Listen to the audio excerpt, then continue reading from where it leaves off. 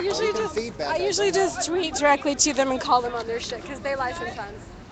And I catch it like they lied about Occupy the Hood or the Black Power GA not being covered, and I covered it. Where was it? I couldn't find it. On my stream. I streamed it. And they said that we didn't stream it, and then one person specifically said on their personal Twitter that we didn't stream it, and I called that person a liar, saying that that person saw me do it. What did they say? Oh, that I'm attacking her. Yeah. So.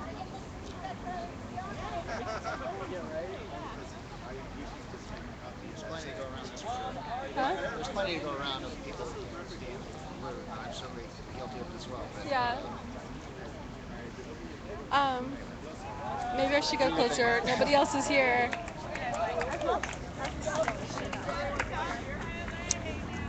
Hi, John. Hey, Patty, how are you? Hey. I forgot the hugs. Hi, Stephanie. Are you staying tonight? Yeah. Yay. Mic check. Stephanie and Amanda. Why are you here? We're actually here for a class. Sir. Let's go. Let's go. Let's go.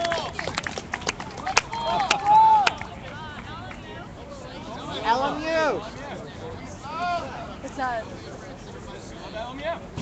Would anyone like to What is it? Oh my God, I'm so sorry. My name's Matthew McDevitt. Oh, wow. I'm not. I'm with the Free Association of Anarchists. With the Free Association of Anarchists. And May 1st General Strike Committee. The May 1st General Strike Committee. Welcome! Yay! Good to see you. Good to see you too, So man. would anyone like to read the Principles of Solidarity?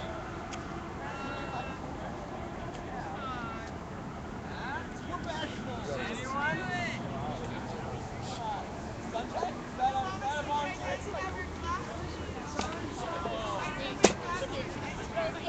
Go up, do it.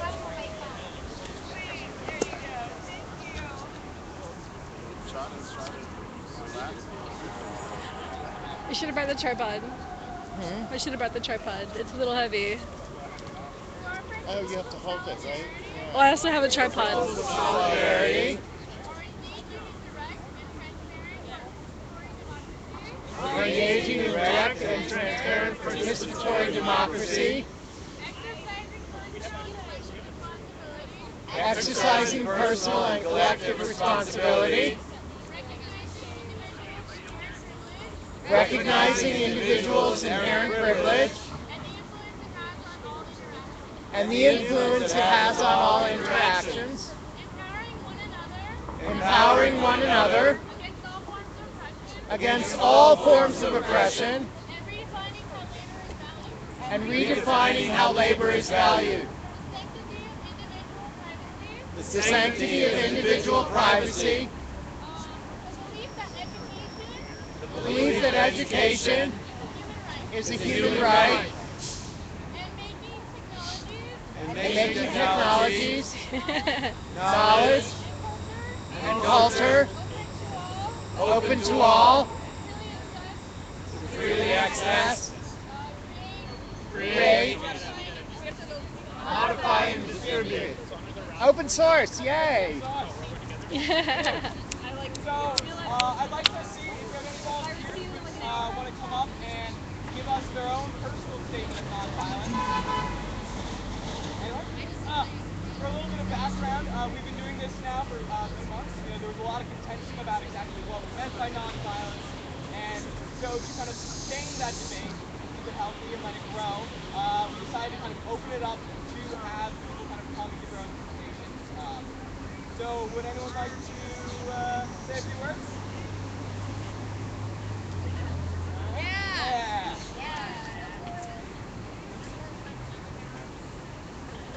My personal statement of nonviolence is irreconcilable opposition to this society and everything it represents. Can you guys hear? Stands for will be totally based on constant and unrelenting violence against the earth and the people who inhabit it.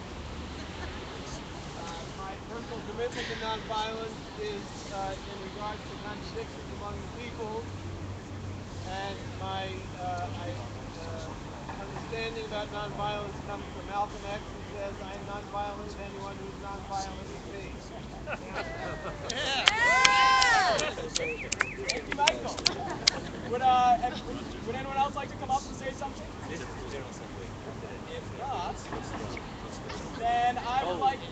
I guess we have a statement. This is a public disclosure statement, and it was decided that we're going to read this statement at the next 3 PAs. So first time we're reading it, and it says, though Occupy LA is autonomous and unaffiliated with any organization, we welcome those organizations who would make a common cause with us. We acknowledge the existence of professional activists who work to make the world a better place.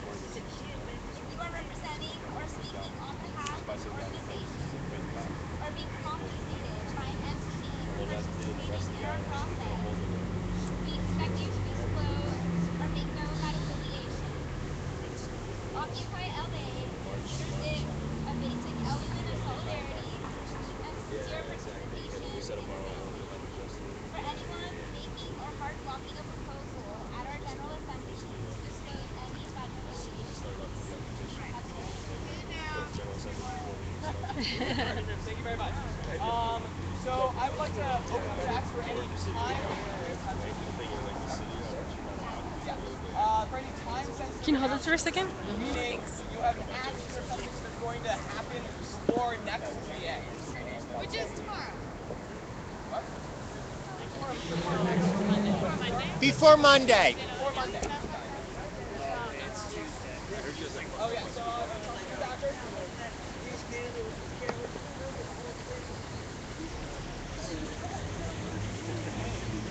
Okay, now I can't. I have something for Tuesday. I have something for Tuesday. I don't have anything before Monday. So I can lower it. We have a space at the end of we have a space at the end of the meeting for regular announcements that aren't time sensitive. Yeah. Michael?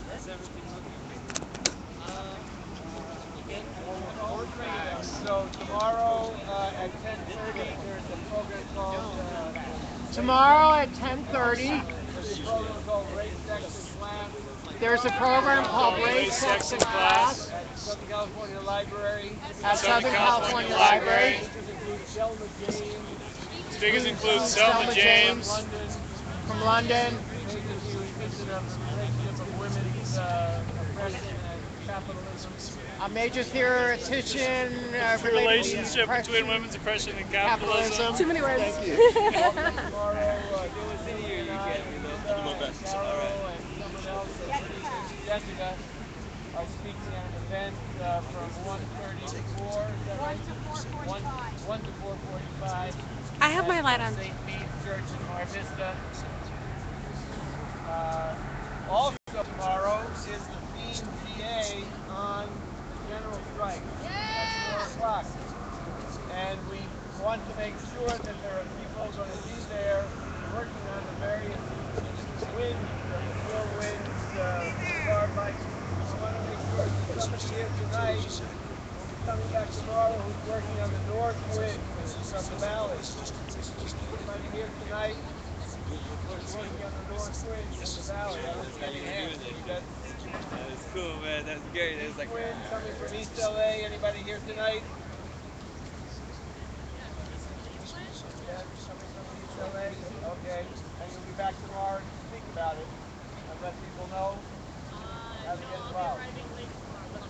Okay. West wind coming from Santa Monica. Really? Okay. South wind, I know we will have. Okay. And then the Central Action Committee at the Freddie Mac. Barrow or somebody else here? Alright, so we'll have to make sure we get people here to flesh it out. But we want to get everybody engaged in building that from now till May 1st. Sunday, one more. Sunday at 2, there's a demonstration regarding Trayvon Martin. 2 o'clock is gathering at Exposition and Crenshaw, marching over to Lamert Park. If you want to speak out, and that'll go till about 5 o'clock. Thank you. Next up is Henry. Hi. Hello. Tomorrow, this is 5 o'clock tomorrow.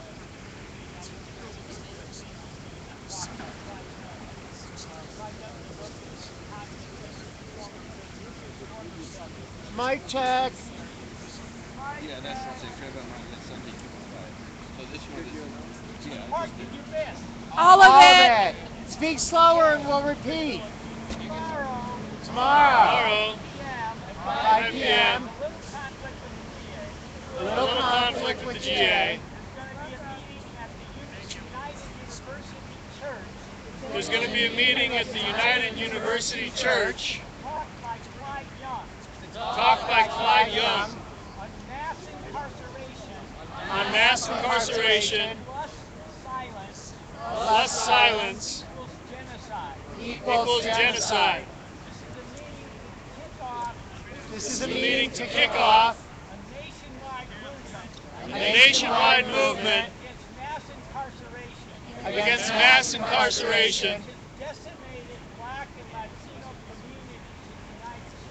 which has decimated black and Latino communities in the United States.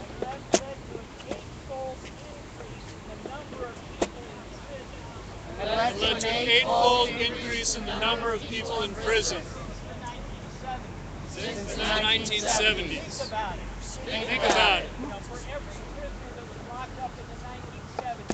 for every prisoner that was locked up in the 1970s, there are now 8 people behind bars. Many of them living in conditions that rise to the level of torture. And yet there's been far too little resistance. So tomorrow is going to be the kickoff. Tomorrow is going to be the kickoff. Planning a nationwide action on April 19th. On April 19th. Because of events that have transpired since it was scheduled. Because of events that have transpired since it was scheduled. We'll also touch on the question of Trayvon Martin and how that's related to this whole demonization of genocide going on. We'll also touch on Trayvon Martin. That's why. It's just a little short. Okay, so I'll pass these out. Clyde Young. Who is Clyde Young? Clyde Young is a revolutionary communist. Revolutionary communist. He came out of prison in the 1970s. He came out of prison in the 1970s. He had transformed himself from, basically a thief. Where he transformed himself. From basically a thief.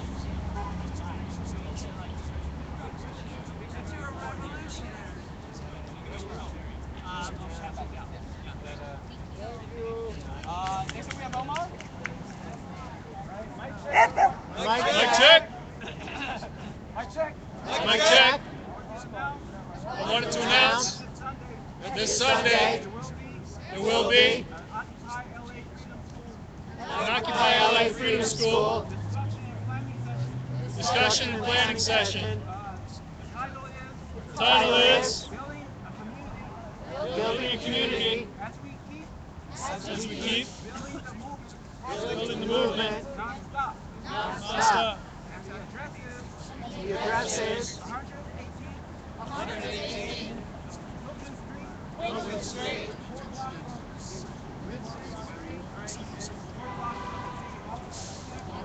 City Hall. Starts at 1 p.m. to 4:45.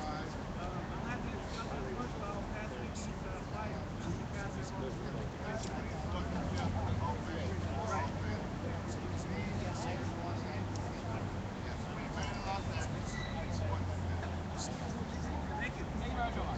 Thanks, Omar. So we have one last announcement from Amy. I just want to real quick give you guys an agenda because I always hate when I'm at a meeting and no one tells me what's coming up. So we're going to have this time-sensitive announcement real quick. Then we're going to have interesting discussion topic, which I think will be really good, really challenging. And then we have 2 proposals tonight. And after that, we're going to have announcements for committees, affinity groups, and individual announcements. We have 2. I apologize. We have 1 more. So Amy, and there's 1 after. Okay, so like basically.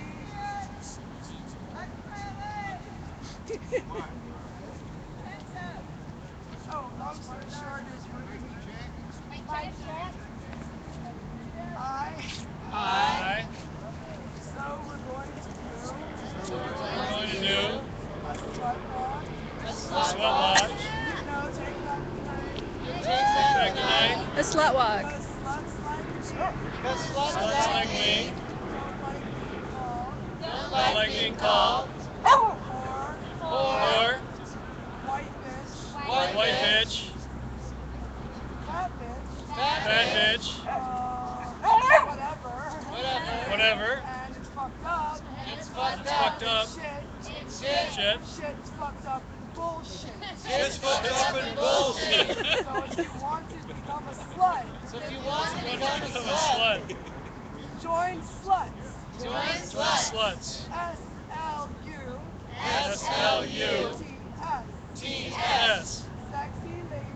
Sexy ladies. Uniting to transform sexism. Amy. And the last announcement we have is from Doreen. Hi. Bridges.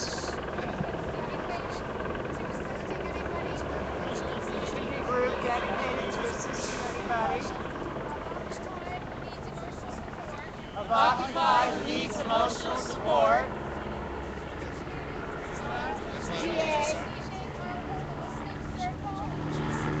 Big circle.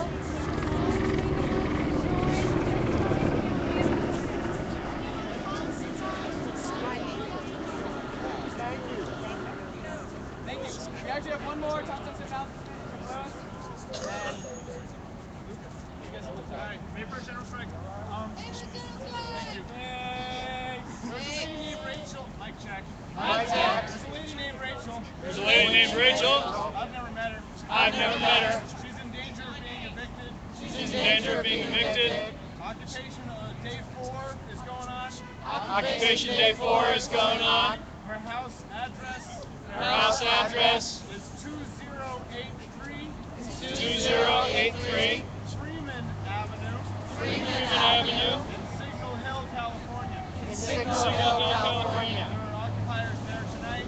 There are occupiers there tonight. They'd like some company. They'd like some company. Thank you. Thank you very much.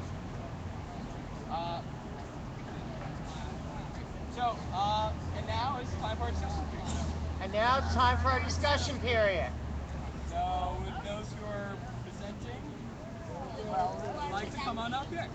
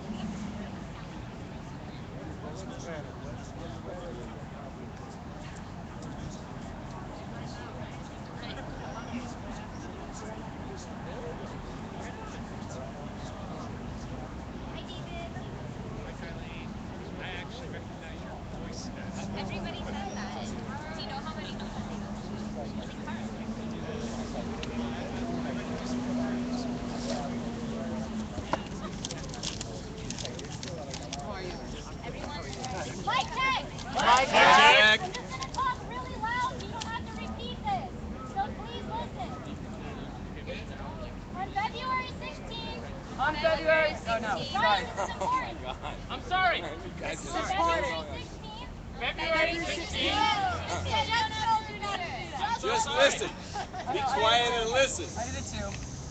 On February 16th, 2012.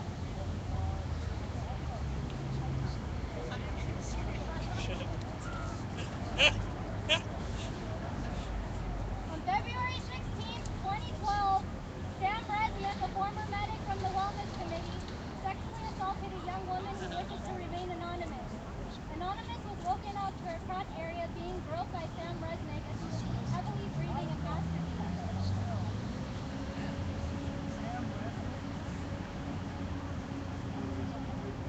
Post-incident, the victim did not know who to turn to regarding her assault and felt compelled to address the issue on her own by trying to confront Sam Resnick herself.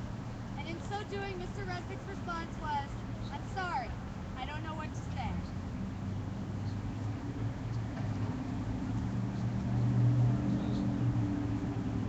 Anonymous wishes Louder. to take this matter to the police and seeks to work Louder.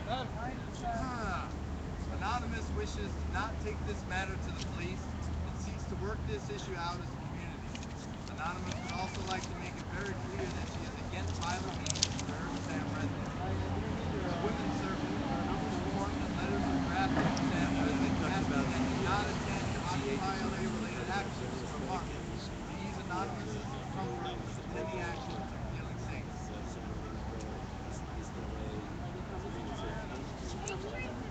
We're having the general assembly here at 4 o'clock.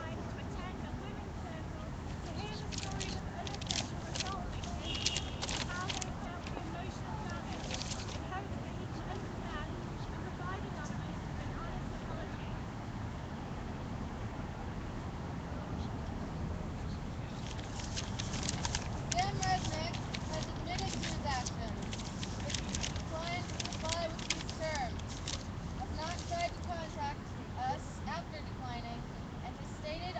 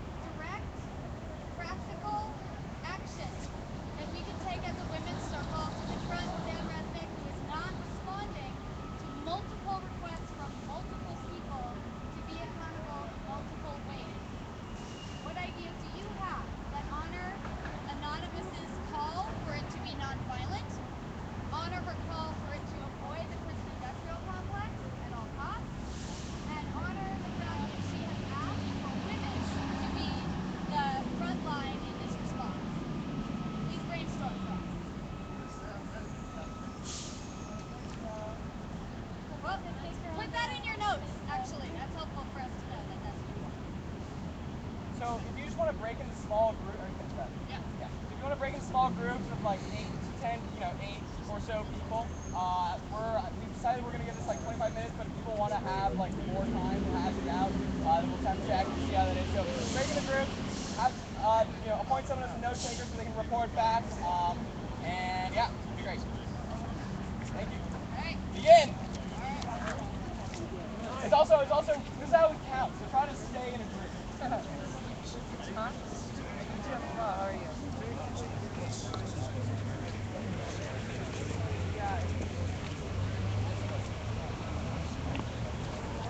All right. Can I? More severe, if that means anything at all. Can I stream the group, or do you guys want me to not, or? It's fine with me. If anybody Is wants everybody me else okay to with stop or to turn off the volume, I will. I tend to strip on live stream. Woo! I think the viewers just Not if it's wanted, though. went way up.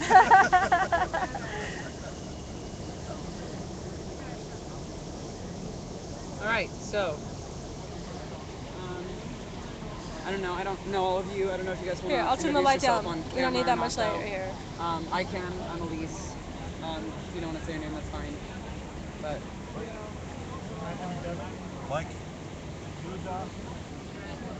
John. I'm Patty. cool. I figure out to do notes. Thank you. That's what I do. Yeah, so I mean, the things that we talk about, I guess, are do we feel safe? Do we know who we would go to? You know, if something similar were to happen to us or to someone we know. I was good at graphics myself. And what do we think?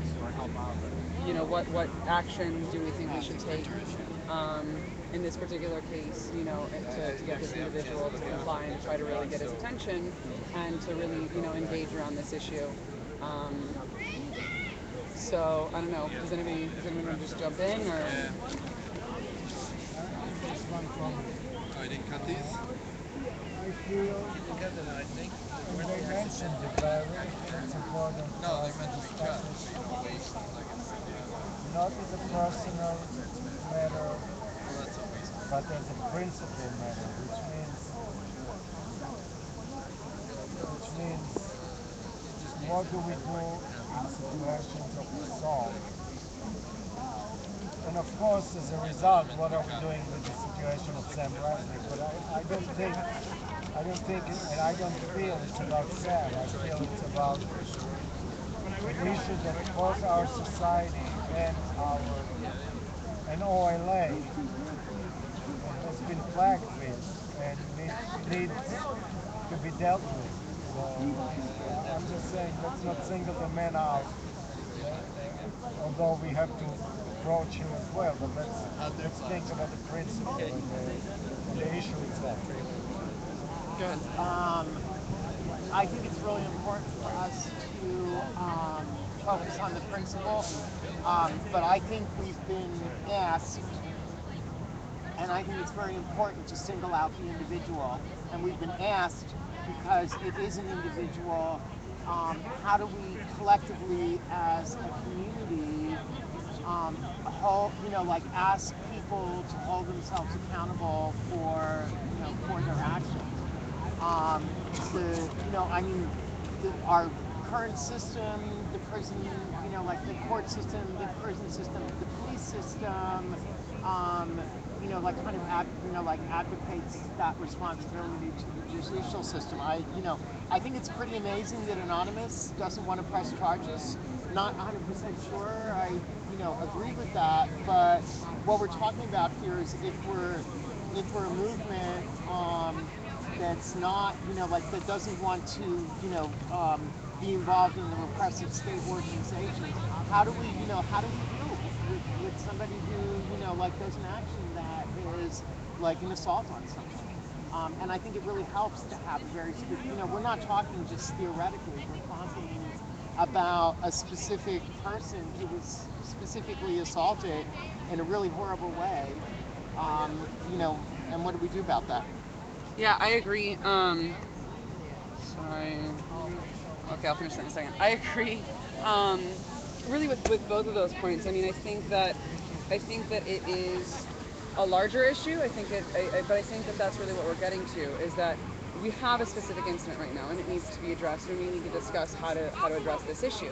But I do think that it does span larger than that, because we faced issues like this while we were at camp. As a community, as a larger community of people, this is something I'm sure we've all faced in our lives, probably numerous times. With another friend or loved one either being assaulted or maybe perhaps even being, the assailant. And I think that it is a really meaningful discussion for us to have, both in terms of how we handle this particular incident and also, trying to maybe set a precedent for how we move going forward. Because I think, there were times that this happened when we were at camp that, it did sort of just go unaddressed because people felt like they weren't empowered to do anything about it. They didn't feel like they could. But also because there were a few times that I think people did try, and we sort of fell apart. We didn't have somebody who was sort of this solid in it, saying this is something I want to stick with, who's taken the time that Anonymous has clearly taken to decide, here are the steps I don't want to take, and here are the steps I maybe do, around figuring out how we're going to handle this as a community. There's an incident in Occupy LA where we tried to have sort of like a informal discussion / pass judgment together thing that, I don't know, probably 60 people were a part of. I tried to stay away from it because it got really insane. But it didn't. That wasn't functional, and that's fine. And maybe it could be functional in a situation like this, except that he's unwilling to come forward to the women's circle. And so I do think we need to decide what we're going to do in this incident, but on a larger scale, how we are going to hold people accountable in the future, how we're going to ask others to hold themselves accountable for their actions, because it's a really important part of building our community and maintaining our community. Did you have something to say? So I had a concern of what if there's false accusations? I've had people lie about me in Occupy LA.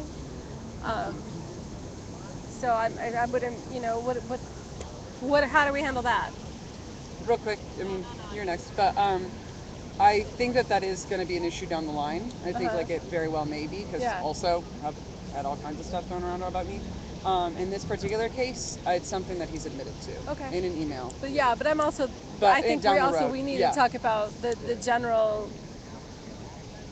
You know what? That really pisses me off. I'm sorry.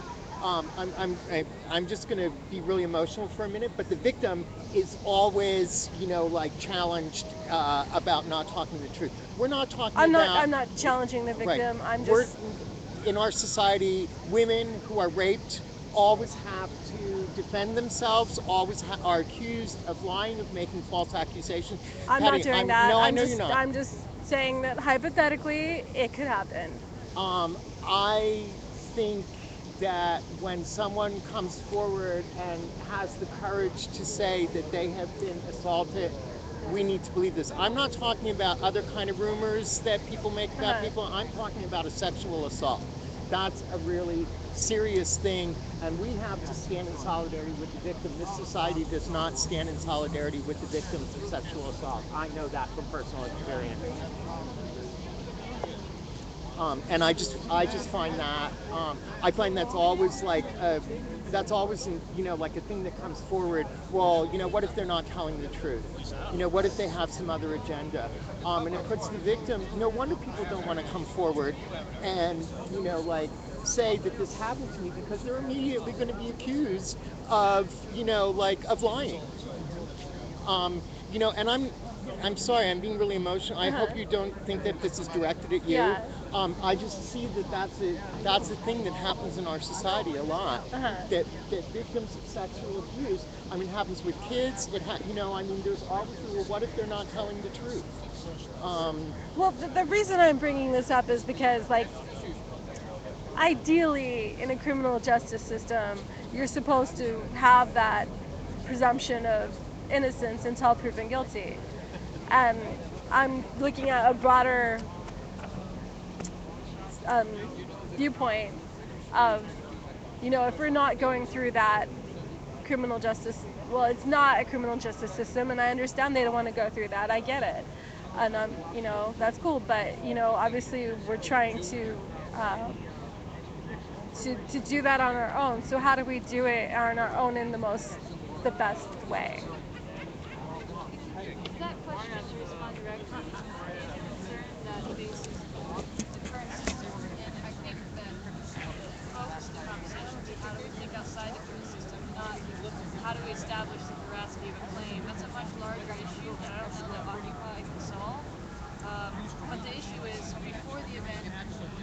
PIC, prison industrial complex, has a criminal wanting to not be caught. And I say criminal in scare quotes because that's what it makes me want to. But ideally, I figured a society like ours, it would be not that you prevent a crime not from the threat of prison, but from just not wanting to hurt somebody. So then on the other side of the event, if we can prevent it and it happens, what happens in the PIC? They're in the slammer. What happens with ours? Instead of making this person not want to do it, or now that the event has happened, the question is, what's the appropriate emotion? How should they experience the reality of the fact that they did it and they shouldn't have wanted to in the first place? Is shame the answer? Is that the only non-prison industrial complex solution? Because you can't take back an event that's happened. You can make someone not want to do it, and that's part of education. But once it's happened, what's the emotion that they should feel? So, one thing I want to say was that your concern is valid, but we were asked to address something different, so I think we should stay on topic of this particular incident and how to deal with it. And I really like what the women were asking of having, an audience with them, so that victims can say what is going on for them. Because I used to work in juvenile restitution with mediation. It's and not bringing personal. the victim It's and not. the Okay. perpetrator together was very helpful in healing a lot of damage and a lot of concern. And so the question comes up is, since he's not willing to do this, how do we incentivize him to do this? What the women were asking. I'm gonna jump stack, even though it's not my place, but Anonymous is watching this live stream, and she's been really offended that people don't believe what's going on. That was not at all I'm said. relaying her message. I'm so sorry, I would Anonymous. appreciate- I did not mean that. I'm gonna finish what I'm gonna Okay. say. So if you could give me a second. So she's just really upset. So she would just ask for a little bit of sensitivity, and if it's really a question of what did or didn't happen, there's emails where he confesses to it, and those are going to be posted on Facebook. So if you guys could just be a little sensitive that a person was really hurt by this and that she is watching everything that's going on, just be sensitive to that. I mean, because it's basically like she's sitting right here with you. So. Thank you. Thank you.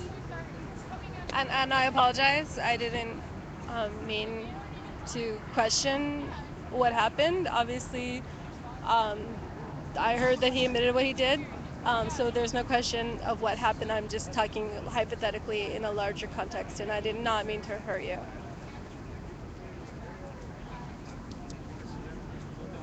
Speaking to what's happening with this, how safe we feel. For me, safety doesn't mean my personal safety necessarily, but the safety of and I feel safer now that there is a women's circle forming. I'd love to see an autonomous women's group, like Radical Women, which is associated with PST. I think that's a good. Hey y'all! Hey!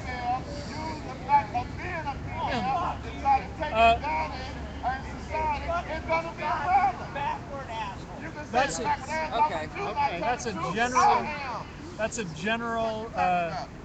generally helpful. In the case of a specific instance that's already happened, one of the reasons that I don't feel all that safe within Occupy is that it is not a closed community. People don't, at least, especially now, people don't live here, and even when people did live here, they could go back to their homes. People work in another place, their families from another place. If you're going to have, community justice, then it's important to have a community My daughter got raped. You're not the first person to get raped. And she didn't do anything to deserve that. But that's part of society. I'm not saying rape is good. I'm saying you got to look at everything that causes it. Okay. So, So possibly, if if Occupy women called him out and asked him to do certain things after he admitted it, and he didn't do them, one option that I'm putting out there for discussion is going ahead and spreading the word at university campus or at a job or with a family or something like that. And it's a pretty strong and extreme tactic, so but I'm putting it out there for discussion. And I'd like to let you respond, and I'd like to hear from you guys as well. But also something I think we should think about is you brought up a good point about us not being in such a close community anymore. And we did have instances like this when we did have a camp and whatever. But I think that's a good point, and I think something maybe to brainstorm is that is maybe part of this going forward is since we aren't in a close community, what can we do to still make things feel safer, absent that, absent us being. I'm not sure I agree with that point. I guess one of the things that I'm going to say is I think men have to take more responsibility as a community of men to address this stuff. It's our problem, as men that this stuff happens, and there should be a collective way that the men take some responsibility for pressuring Sam or talking with Sam about the need to to respond to this stuff. I have great admiration for Anonymous being willing to to bring this stuff up. I don't know. I don't know what our options are in terms of dealing with this individual. I think it's a blessed opportunity for him to have to examine that stuff on a personal level and take some responsibility for it. I think just from reading a lot, but also living in the community that in many ways reminds me of Occupy. I think the strongest tool that we have to deal with people who violate our agreements in every area, but in particular in violating another person, which is the most violent thing one can do, is social mechanisms. And the social mechanism that I'm talking about, which is not the prison industrial complex, the social mechanism I think actually had begun tonight, which is first of all to name the person out so everybody knows them by name. Yes. And second of all, after the name is out, and I know it will be horribly uncomfortable for the guy, but that's you did something. What about the woman? Yeah, exactly. Yeah. So you did something that forced us as a community to put you out there, and then just by putting the person out there and that everybody knows what the person has done. I lived in a community like that. I lived in a community where there was no policing. I grew up as a child. And when you're socially ostracized, you are lost in a community like this because these are the people you have to eat with, these are the people you have to dance with, these are the people you go to work with, these are the people you so you find yourself completely alone. And then there is, of course, a rehabilitation process. I'm not ignoring this. We need to deal with rehabilitation, but I think the first step is to out the person by name. I agree with that, and I really also resonate with something that you said, John, which is, that's something that I think that a community of men needs to take on. I think, like there's been this beautiful campaign that I've seen a lot in the last several years that's, about like really men working to prevent rape and men talking with other men and saying like, this is my strength as a man is to not violate a woman or another man or a partner or whatever, and say like, I can be respectful and I'm gonna hold myself accountable and hold my urges accountable and whatever. But I do know we were told that in this particular instance, Anonymous would like this to be a mostly woman-fronted endeavor, whatever it is that we do. And I think that probably does have a place still, and especially in sort of the larger thing of educating and prevention and whatever in the future. But I think as we talk about this specific incident, we should also try to hold to that and to respect Anonymous's wishes. In terms of that, and also to respond to you, my mom always said that shaming is an incredibly powerful social tool. It shouldn't be used just all the time, but that when it needs to be used, it really ought to come out because it's incredibly powerful. You were, I think it was 1, 2, 3, 4, 5. I think I was next. Progressive stack. Oh yeah, progressive stack isn't spoken. Oh, okay. I'm so sorry this happened to you. I am so sorry, I can't begin to say. Tell us what you need to be safe and to feel strong and supported. And it's our responsibility to do that for you and with you. Tell us how we can support you, and don't be afraid to ask for it. That's pretty much all I can say. I think she has. And it's very powerful. It happened to you. You didn't cause it, you didn't ask for it. It happened to you. Don't take responsibility for it like that. I'm sure you know. But don't internalize it. You're doing great. Looking forward to hugging you even if we don't know who you are. Stay strong. I don't know what happened next. Okay, what I was going to say is basically what Mike said. We should do whatever she asks us to do. Whatever's going to make her feel comfortable, that's what we should do, whatever she asks. And I mean, she's asked us. Yeah, she's asked for us to discuss it and to come up with some proposals, essentially, about what we can do, what we as a community, as Occupy and as a community of women and a community of men can do. And then she can come back and tell us what. Maybe that'll be discussed in the women's group, and I think that they've already thrown around some ideas. My understanding is that they've already got some ideas brewing, but they'd like to see if we come up with anything different, anything better. So 1, 2, 3. What I wanted to say was from the men's point of view, that I don't know him personally, but some people know him. And I think the men that know him should be putting pressure on him to come to the women, because the women, it's been asked to be handled by the women. And what the men could do is get him to the women. I don't know him. I can't put pressure on him. But I think that's something that we should, put in our action plan, is to have the men that know him, get him to the women.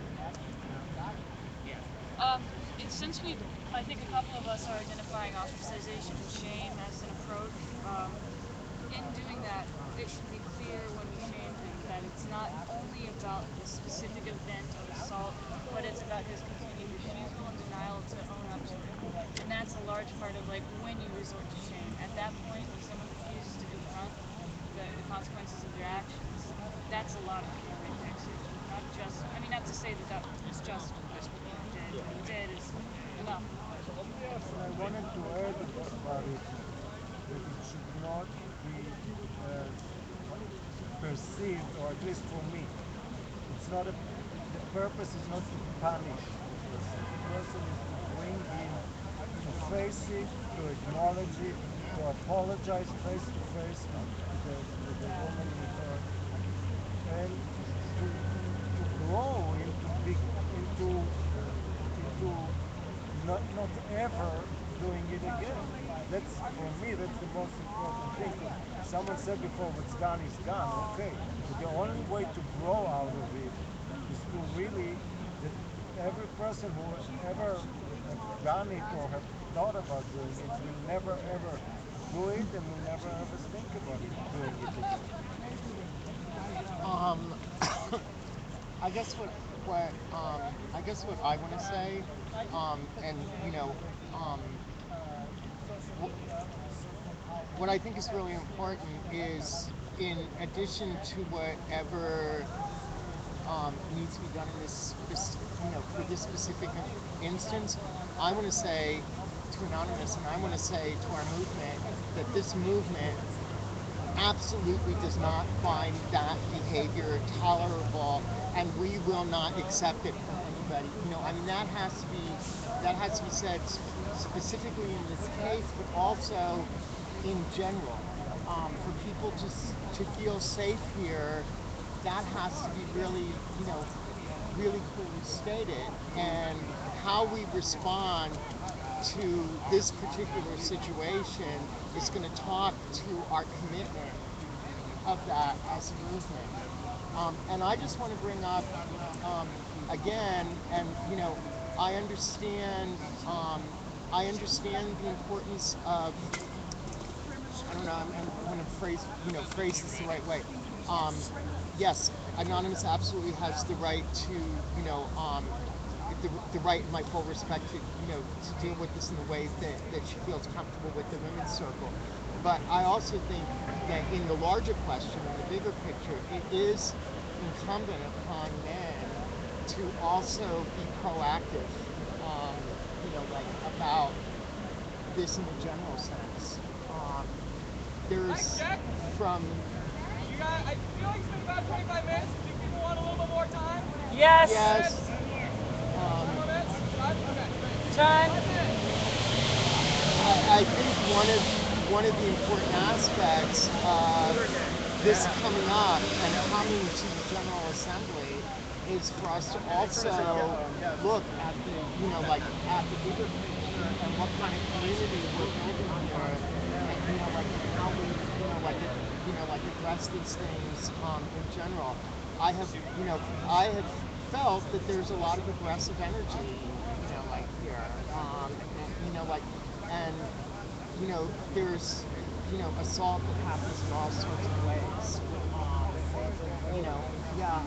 And I just think that it's also important that we, also think about, the larger issue. In terms of Sam, I love your idea. I mean, it is absolutely, I think, in any situation like this, one of the things that we can take on as, responsibility as, as men, is to, is to share with each other that, no, that's not acceptable.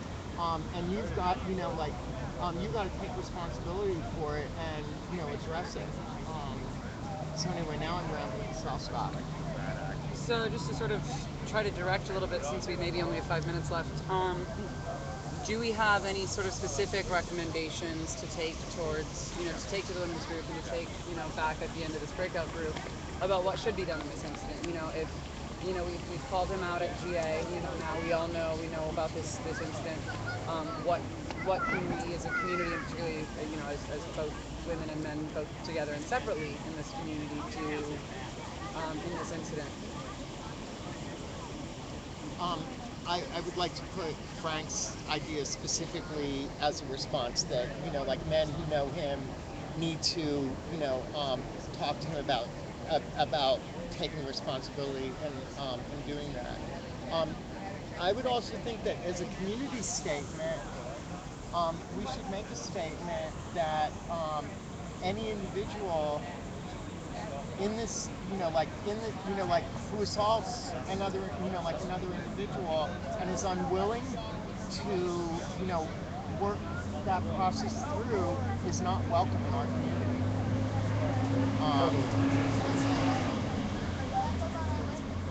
And that really has to be, the victim has to play a, huge part in the decision as to whether the person is, taking responsibility for,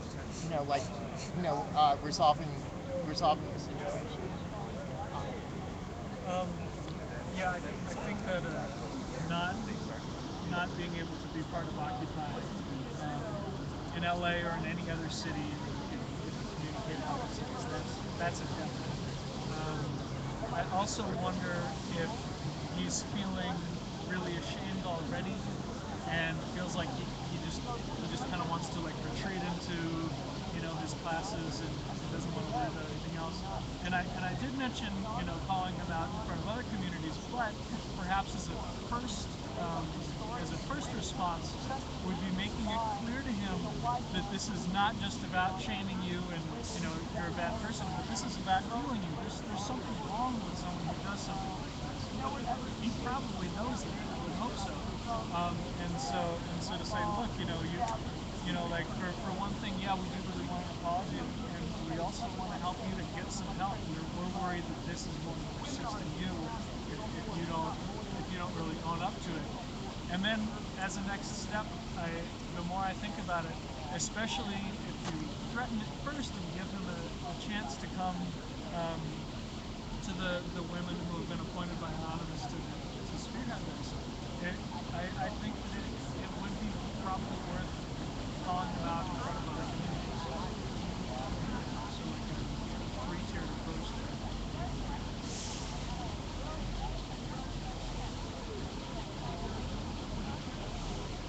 How do we feel about that? Yeah, so I mean, what I've got is the men who know him should pressure him to come to the women and to engage. That we should make a community statement that says that any individual who assaults another individual and is unwilling to process it and come back and apologize and talk through it is unwelcome in this movement. Instead of saying apologize, can we say unwilling to take responsibility for their action? Because I don't think an apology. I agree.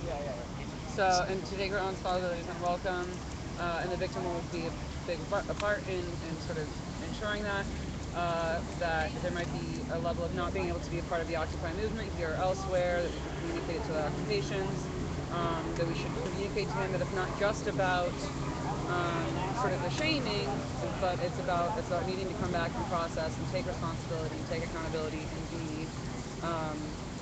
and be sort of healed, because obviously something's wrong if this is happening, and especially if you're unwilling to engage around it. And if he still refuses to engage, then broaden the shaming. I want to understand what does it mean for you to take responsibility, because I think for me, to make amends is a way to take responsibility. I just like to hear what. Sure. What would you like? It's easy to say I'm sorry. It's a throwaway line, and that's what apology is.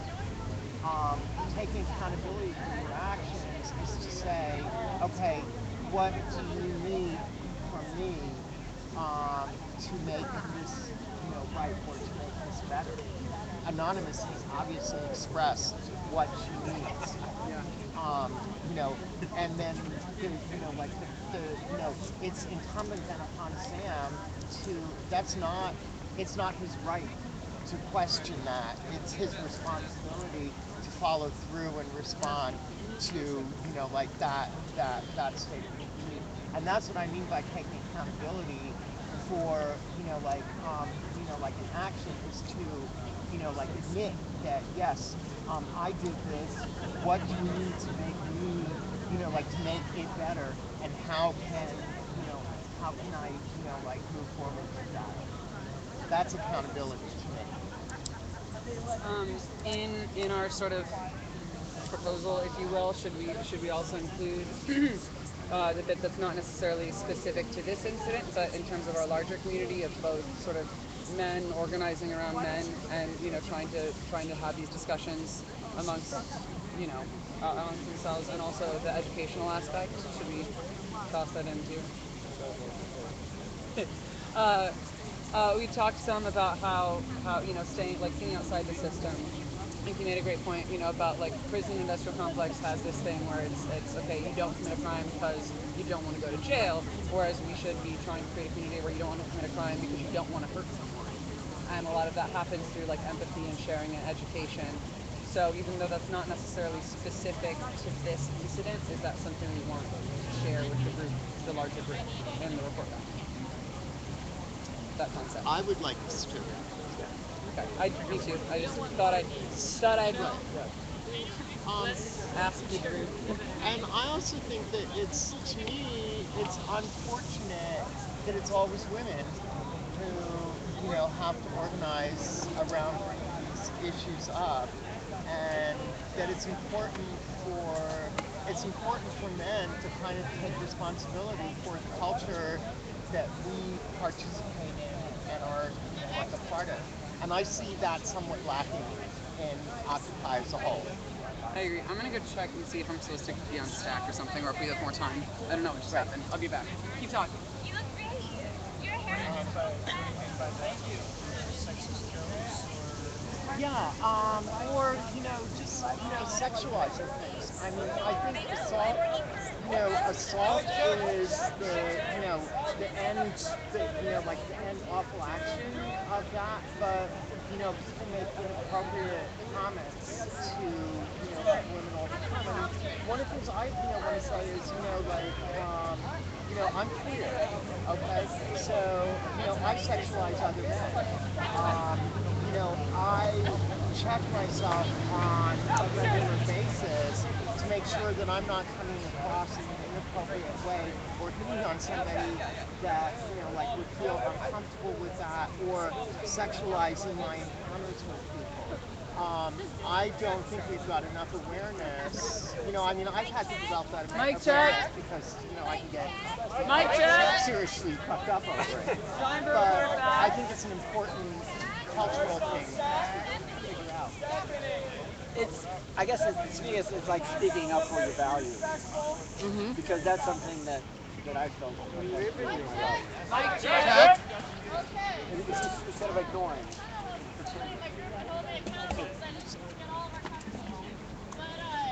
We talked about how we have to approach this humbly because we're all new at this. We don't really have like a concrete answer one way or the other. What is the right thing to do? We talked about the difference between recognizing a problem, recognizing something that's going on, versus being judgmental against people. There was some discussion about the use of media, and maybe like the use of. I'm looking over at you, Matt. I'm not sure. Here's the question. I don't opinion one way or the other, but there are potential advantages and disadvantages to going to the media about this. One of the advantages is that it can reach people who could be victims outside of Occupy. The downside is that we've created a story, and a story that's an uncomfortable one because it sort of furthers the narrative that establishes what comes next. On the downside, if you don't do it and the story does get picked up by the media somehow, as any person here can go and make that happen, we look pretty bad if we're not out ahead of it. For me, this is an opportunity for empowerment, that we're not afraid to discuss it, that we understand that human rights is that very issue. On the flip side, it'll be available.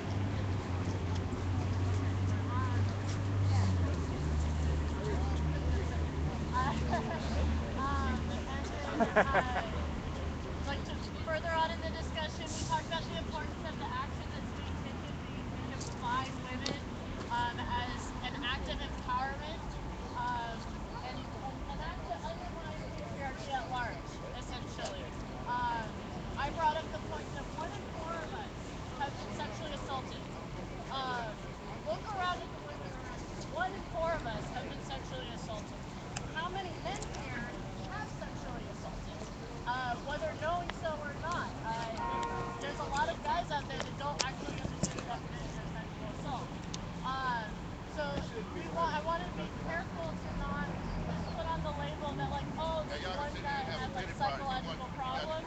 Yes, People out here in this world don't really care how we you want to give him help. But I'm We saying want to figure out a way creatively as a community to resolve this issue.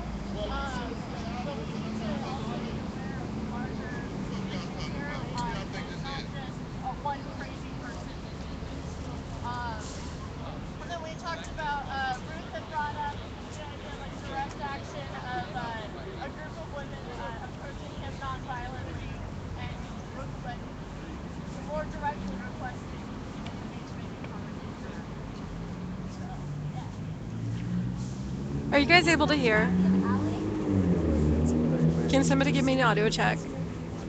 Our group first talked about how, one of the things we talked about was how important it was to get this issue brought up in front of the General Assembly, and that we get to. I was like looking at him. I was like, you said something about Leah. I don't remember what you said. About the fact that if something goes wrong, we don't hide it, that we actually look at it and face what it is.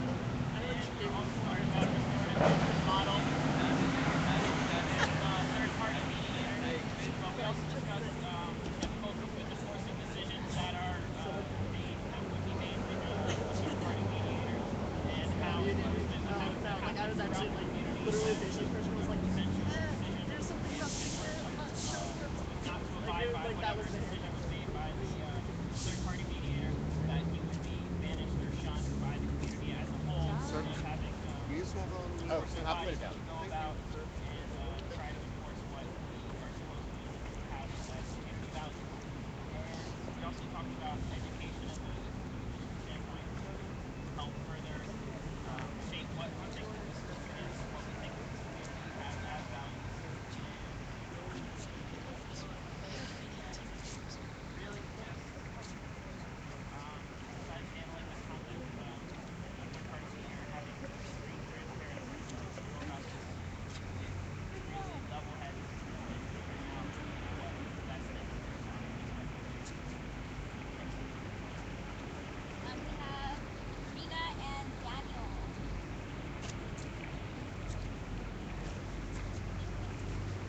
I think primarily we endorse the idea that was already out there about the women's circle and confronting every person as one of the most effective means to engage them personally. We also talked about maybe going to social media, like a lot of people have done, like a lot of organizations, waging a war on women. A lot of Republican representatives who've been waging a war on women, and a lot of their constituents, a lot of representatives, doesn't matter, who have been waging war on women and just sort of blanketing his Facebook page. But we also went back and forth about whether we wanted to focus on him in particular or make it clear that this type of behavior wasn't acceptable in general. And I was actually convinced that by highlighting that his particular behavior was not acceptable, then that would send a message to anyone else within our group who had thought about doing anything, that his behavior was also not acceptable. We also talked about if none of our efforts are successful, that we should also notify any other occupied groups within the area of his behavior to try to prevent the behavior going forward in the future. We also talked about possibly going to campus and bringing whatever he has against himself or going to the campus in his circle. Something else that was discussed is possibly printing a story about this in the Occupy LA Times to bring further awareness to it. And just as a side note, Anonymous was watching a couple of the live streams, and he was very upset by one individual that spent more time arguing about whether or not this was a comment or not. Is that true? To be clear, this is We didn't say a that. respectful email. We did not say that.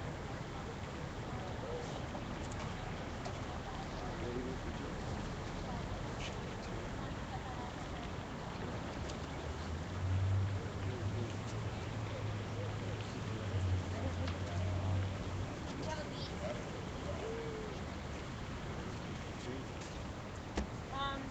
We talked about a lot of things, both in terms of sort of like how to handle this incident, and also just like recognizing that the way that should be very likely to set a precedent for how to handle these But I issues. do apologize again Because it did come up across for like here at camp, and things were dealt with or not dealt with on various levels. what did I say? We think it was really important that we're having this discussion now, and that we are finding a way to try to deal with this.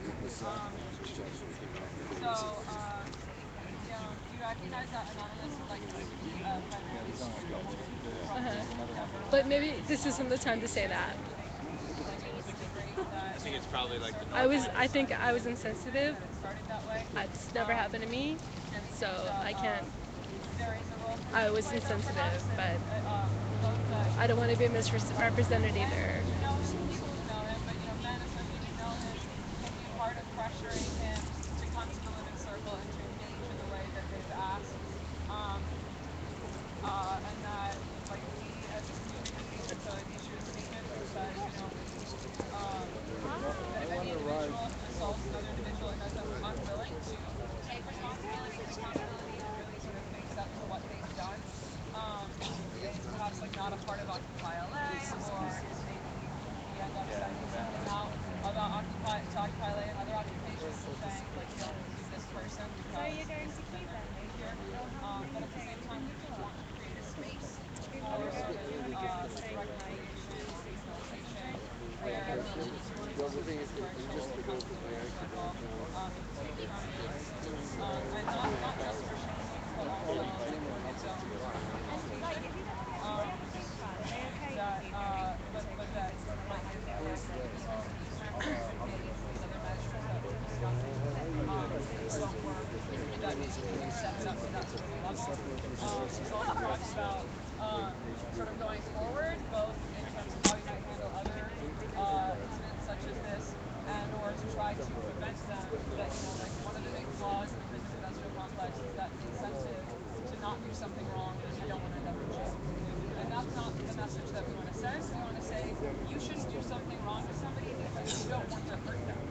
And that we really want to instill that kind of, like, emotional relevance within ourselves and through this movement. And we think that that could really be done through education and through, really supporting one another, both in women's group and potentially a men's group, where men can talk to each other about, the implications of sexual assault or their actions on women or on other men. But really coming together as a community in a lot of different sort of permutations to really engage in this discussion, because it's kind of an uncomfortable discussion, and really face it. So I think that's everything.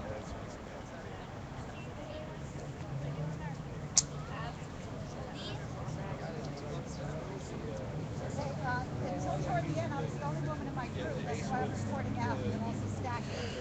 So the guys in our group feel safe. Myself, and I don't feel safe. And we talked about, that some of us have experienced incidents of sexual harassment.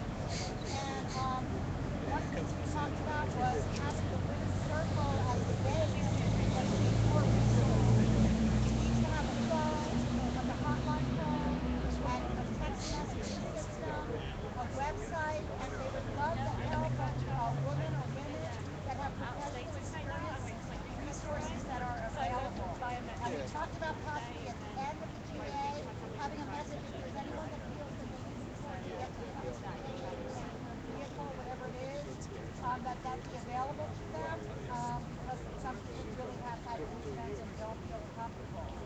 We also talked about something that Oakland did, which could be tried, which was a group of people who think it was co-ed, went to the perpetrator's home, and they went with a written statement, which he received hostilely and tore up, and then they did a public mic check for him and his statement. We also talked about having a men's support group, a men allies group.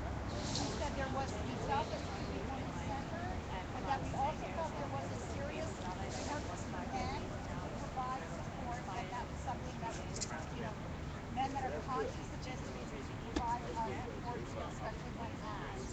We also discussed something that Elise reported out on, was the restorative justice idea, using the model of truth and reconciliation, whether it be for Sam or for other men in this situation, because there's a process, but we're having kind of a people report, if you will.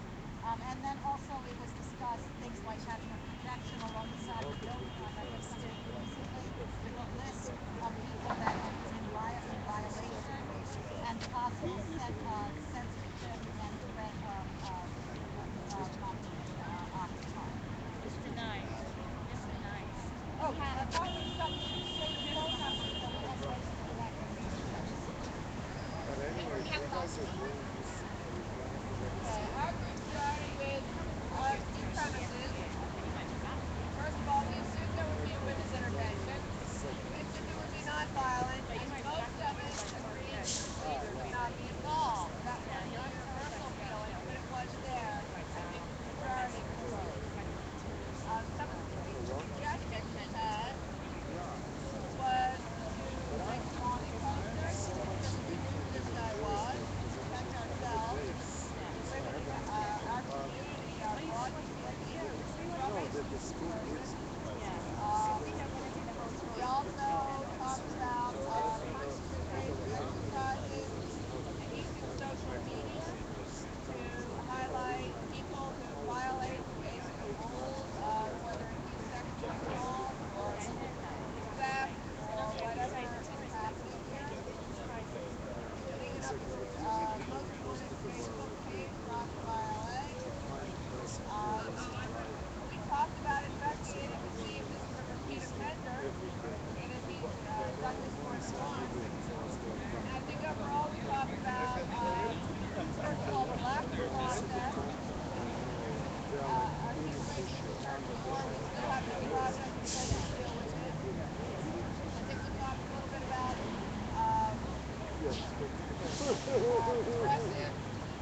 progressive discipline. Perhaps the women warn him and warn him that the next step might be public shaming, and after public shaming, we have a sense that he's aware of what happened at the end of the day. And we, like I think many of the other groups, agreed men needed to be involved. If nothing else, to send a message that this is not something that divides us according to gender, that we are united in opposing sexual assault here at Occupy LA. I mean, you can't hide behind the fact that men aren't standing up. The men will stand up with women on this issue. That's what we came up with. And I know that I'm not going to be arrested. In our breakout room, we talked about how when women are sexually assaulted, they're either assaulted by someone that they know or by someone that they don't know. Well, I can still find And how one really big concern is diseases and pregnancy after sexual assault.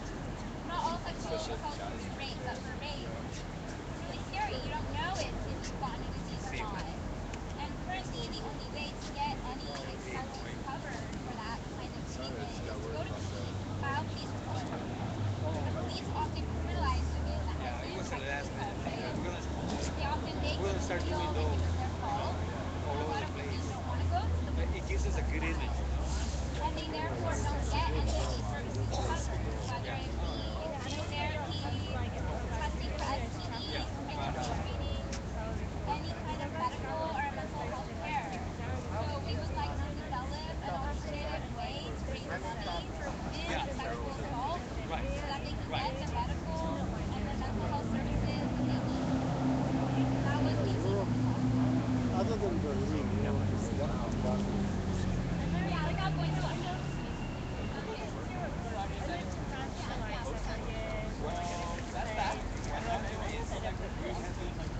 Spain is good, but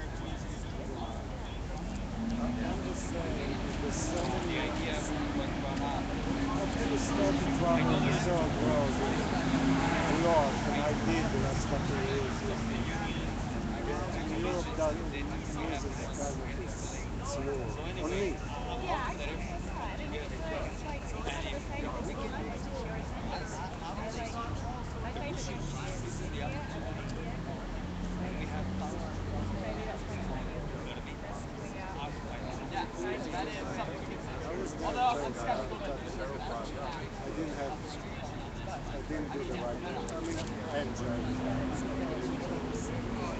Mic check. Mic check. The idea is taking steps. I was doing hardcore ashram. Erasing. And have you done Vipassana? Yes, I did. I did like The 10 days? Yeah. I've done that in India. Mic check. And I also think I should go and do another one, but like I can't. Oh, I mean, it was Start amazing. small. So hard. I mean, some people Persist. have been like, So, for me it was like strength in my body, start out discipline in my nice and mind. clear. I mean, after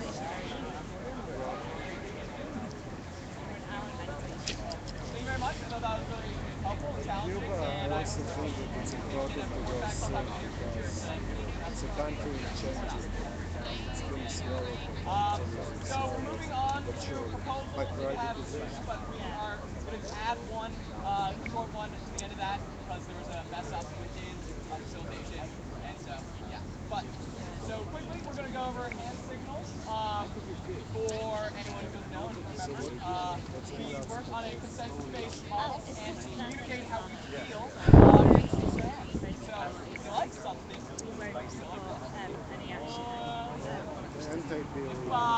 don't like something, you don't see it, you've got a concern, you don't say. If you feel that someone is going on and they're repeating themselves, you go like this. If you have a point of information or a question, See for a finger and a stacker will get you. He's hiding. Yeah, I know. I was close to him. Remember the Maya. If you guys are Sorry. talking here, they can hear. They can hear. Interrupt this recording process. Stop things and hear it out. And lastly is the infamous hard block. Use it sparingly. It's if you have a serious moral or ethical feel that the proposal presents a serious moral or ethical concern. It violates one of our principles of solidarity, or it will marginalize some voice. So it goes this way. And you'll be expected to come up and justify it.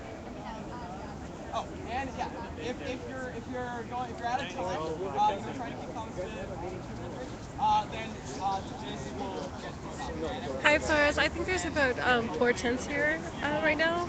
I think they just set up the tents for a symbolic gesture. They're not planning on camping here. But some of us are going to go over to Main Street between 5th and 6th and skid around and camp there tonight. And I'll be streaming from there. Hopefully we can finally merge again. Can you hold this for a second? Mic check. Mic check. I'm going to have to move closer. They can hear. All proposals must have at least 3 proposers. That's the what? That's the what. Why? Why? Consensus requires collective decision making. Many individuals appear before the assembly a fully formed proposal that they are unwilling to add on and amend with the assembly. And Main Street. Feel it's complete. Main and 5th. If the assembly does not agree, we have reached this impasse. Many proposals are unfinished. And can greatly benefit from group input.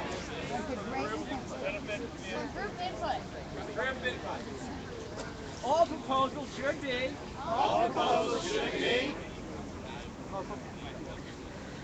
Encouraged to be group formed. And informed. In line with our commitment. To collective decision making. How? All proposals. Committee, affinity, or individual. Must be submitted. With the names of 3 co-presenters. These 3 individuals must be present at the time. The proposal comes to the General Assembly. And must be open to amending their proposal. If the Assembly requires this. To reach consensus. If a proposer can't find 2 others, they should frame their proposal as a discussion to recruit If an emergency proposal is proposed, you facilitate the committee without three proposers. Facilitation committee without three proposers. The proposer can recruit two others at the General Assembly before presenting. So a couple of things that I think I want to say, possibly that Vanessa wants to say, in terms of presenting the proposal together. I hope we can have a discussion about the intent behind this. But the idea is to help us, get more collective and more group consciousness into proposals. I can hear a lot of it. Don't become John's proposal or Frank's proposal or Vanessa's proposal, but become a group's proposal, because That's going to go to the website? Yeah, at least one of them. To get a group consensus around. So starting the building and the creation of a proposal in that environment, we feel, is helpful to making proposals better.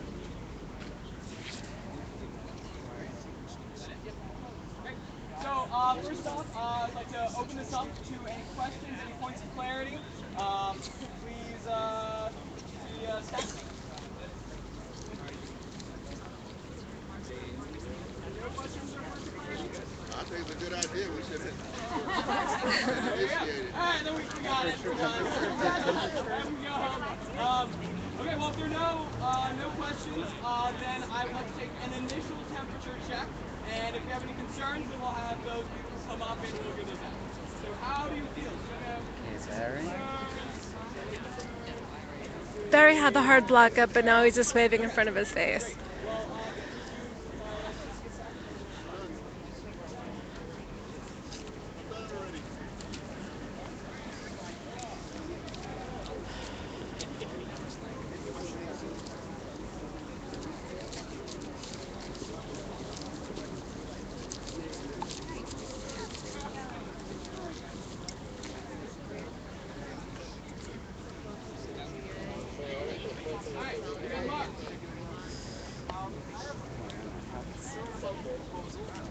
That we already have a process to get group input in proposals, and if someone comes with a proposal here, and two people that are working with them aren't able to make it, and only one person gets to show up, the proposal doesn't get to go through. It's tough enough to get a proposal going through without having multiple people showing up to get the proposal going. So I feel that we already have the process to get proposals fleshed out to the whole group.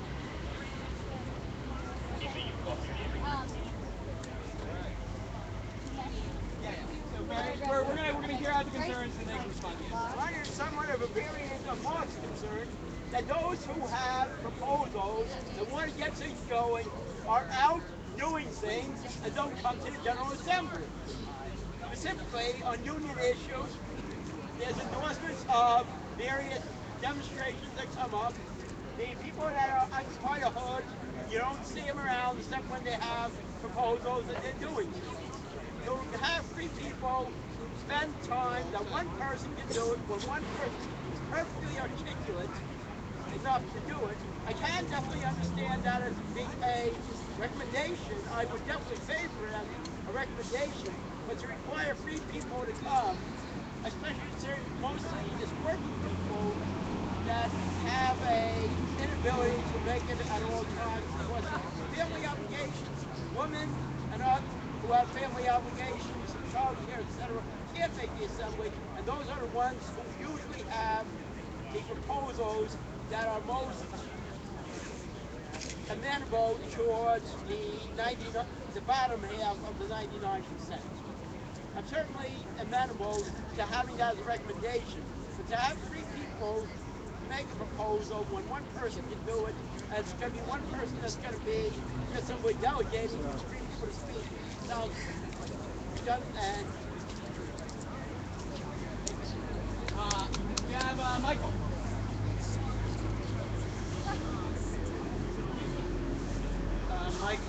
mine is not specifically about this proposal in the sense that I think this proposal is trying to speak to a larger problem, and it would be better to try to speak to the larger problem directly rather than indirectly, as this proposal does. I've heard 2 C proposals, and to me they're all about the fact that there's a certain amount of frustration in the General Assembly with repeated proposals, individualistic proposals, and the level of discussion and activity of the General Assembly itself. There are a lot of people with their minds on other things, wandering off, and there's a lot of blah, blah, blah, and I think we should address that more. What is the current state of affairs with the General Assembly? When we had the occupation and the encampment, that was like a big, strong unifying factor, but even that had a lot of divisions in it. Now we only have the General Assembly and we have the work we're doing, and it's not clear of the connection between the General Assembly and the work. Are people actually uniting with the proposals and taking them on and doing something about them, or is it just a lot of talk up here? So I think if we can address that with the discussion in the General Assembly and come out of that with an idea about how to improve the General Assembly and the function of the whole Occupy movement, that would be better than piecemeal trying to, somehow improve raise the bar to have a proposal or something like that.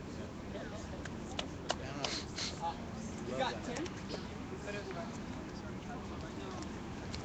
I like this as an idea, but I don't like mandating it. I think we should encourage people to do this.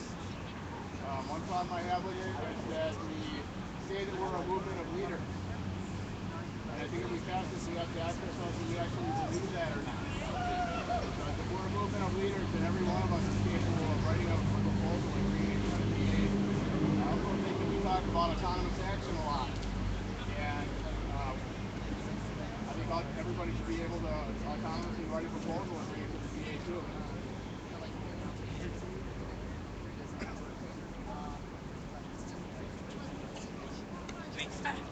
Adam? I kind of echo that to a point. Now, anybody, of course, can write a proposal and bring it to GA. But the whole point of GA is to gain consensus on something and to work with other people. So I like it with what you have in it, and I think that pretty much covers everything, and that still allows for autonomous proposals.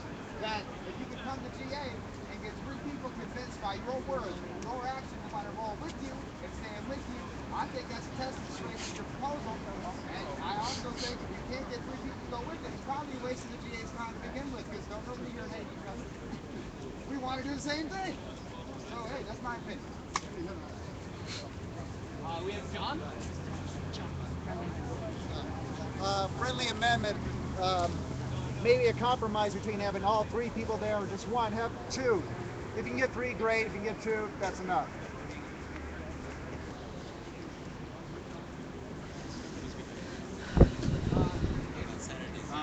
I like this proposal in general. I would just say to address some of the other people's concerns, I think you've already addressed. If someone does present a proposal individually, as some of the proposals that I wanted to support but have been sort of iffy about, they should be required to have a discussion ahead of time. Either deny it of the proposal or the GA prior, so that, we don't waste time on proposals that have any support at all. Last up, we've got Lucas. I like the idea of the proposal. I don't think it should be required. I personally went to an Occupy San Francisco General Assembly asking them to endorse the May 1st General Strike, and at the time they had this law in action, so I had to go and get the approval of 2 other people for even me to be able to talk about MIGs at the San Francisco GA. And it was easy. I was able to just get 2 people to say, yeah, I'm on board for that.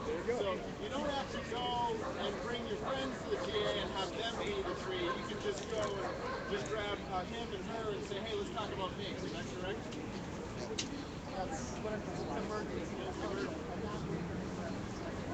We're up there for one day.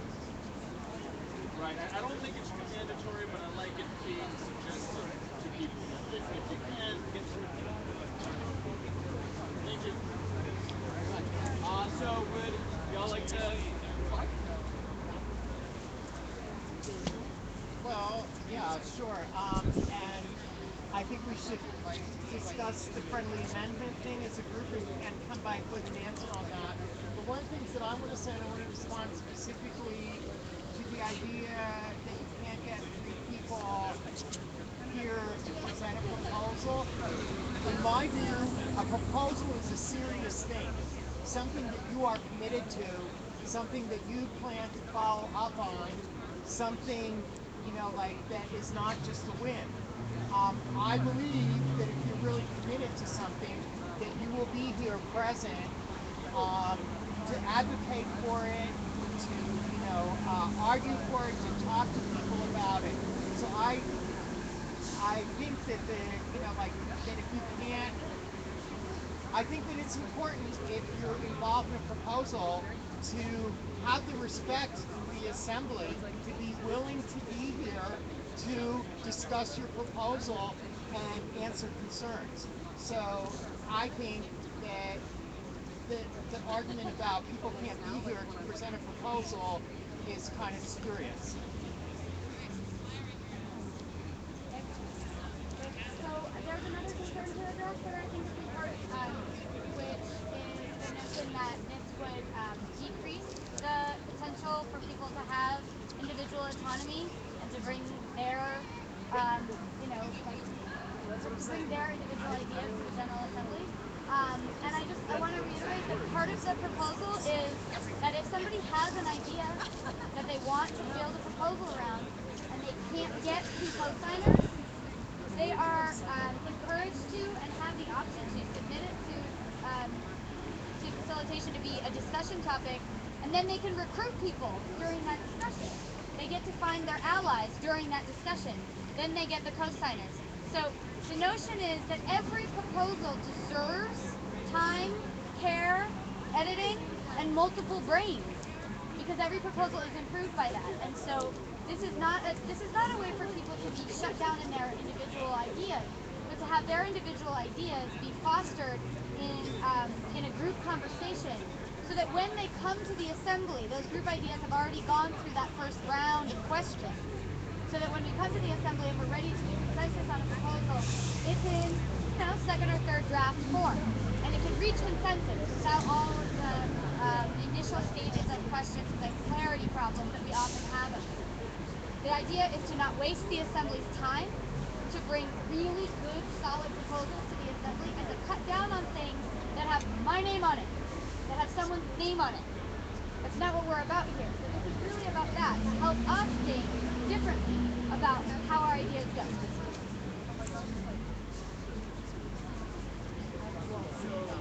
The amendment you want to...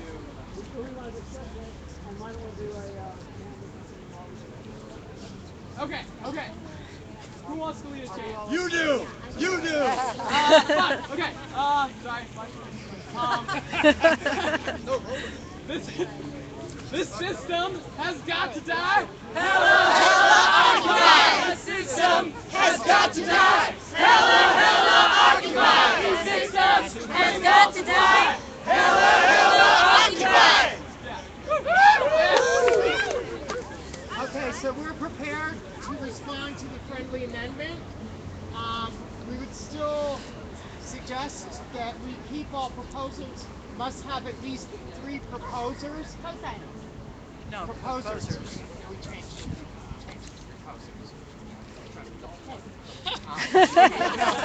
In our last group discussion that you went over.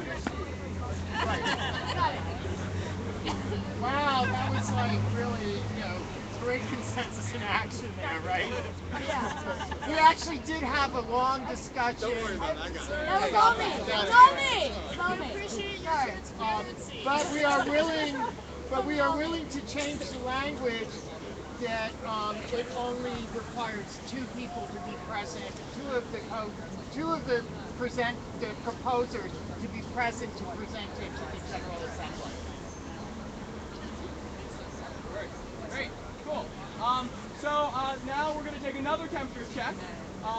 Show me how you feel. field. I see a hard block. Okay, so we don't have consensus by the hard block. Tim, would you like to come up and see if we can't work with PMbeers? Yeah, explain to also explain, yeah, what principles does it violate, what voices might be marginalized, et cetera, et cetera. Decided to remove my hard block. For the main reason that it's been shown that the proposal is going to be completely ineffective on what they're trying to do. The purpose is to get people to collaborate and come up with a proposal. 2 or 3 people work on the details and work on it before they come here. But from other people's statements, they've said that you can just come to the DA, ask 2 people to come up here with you, and propose it with you. So, how are you going to enforce it? How are you going to know that all 3 of the people worked on it? Is that a hard block? I think, I just want to respond to that specifically. We can't enforce anything here at Occupy LA. The General Assembly will give its response by whether we can reach a consensus or not. What we're trying to do with this proposal is to make a suggestion and model appropriate behavior. Whether people follow that or not, we can't enforce that. But I think it's important for us to have models that support Hi, the how's it kind going? of process that we want to do. You have to get people's names. Well, I think that should be encouraged, but I don't think it should be required. And I think that people can do exactly what I'm saying. They can come to DA and say, I got this proposal I want to propose, so you guys come up here for benefit. And nobody's going to know for sure if they worked on it. It's 24 hours before it gets on its back. So we have to get the names. People's names are on it. Has to be. Okay, I don't remove a hard block. You have to show how it brings the solidarity. I think that if we pass this proposal, we need to remove any mention of autonomous action and any mention of this being a movement of leaders. It goes against the movement. We say this all the time in the movement. Everybody has autonomous action. We are a movement of leaders. Yeah, but we take autonomous action outside the DA. And that's what I'm talking about. Anybody outside the DA can autonomously come up with a proposal and then bring it to the DA. So it sounds like Tim's hard block is he's concerned that this proposal harms autonomous action. Is that correct? Is that a correct interpretation of your hard block? So, Tim, can I ask, as part of the proposal group, how would you suggest that we address that in this existing proposal? Is there a way to do that? Instead of requiring it, encourage it.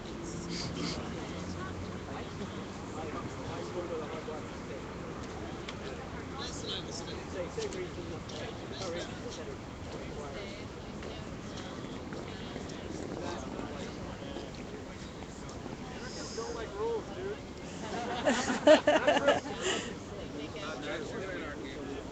You got to point a process.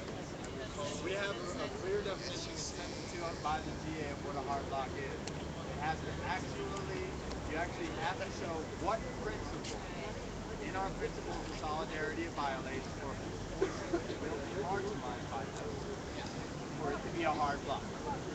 I think it's marginalized everyone. I do want to, I want to compare. Since it's required to marginalize voices, there are those who speak for organizations that do not participate in the General Assembly for one reason or another and choose to represent their ideas and get endorsements from the General Assembly.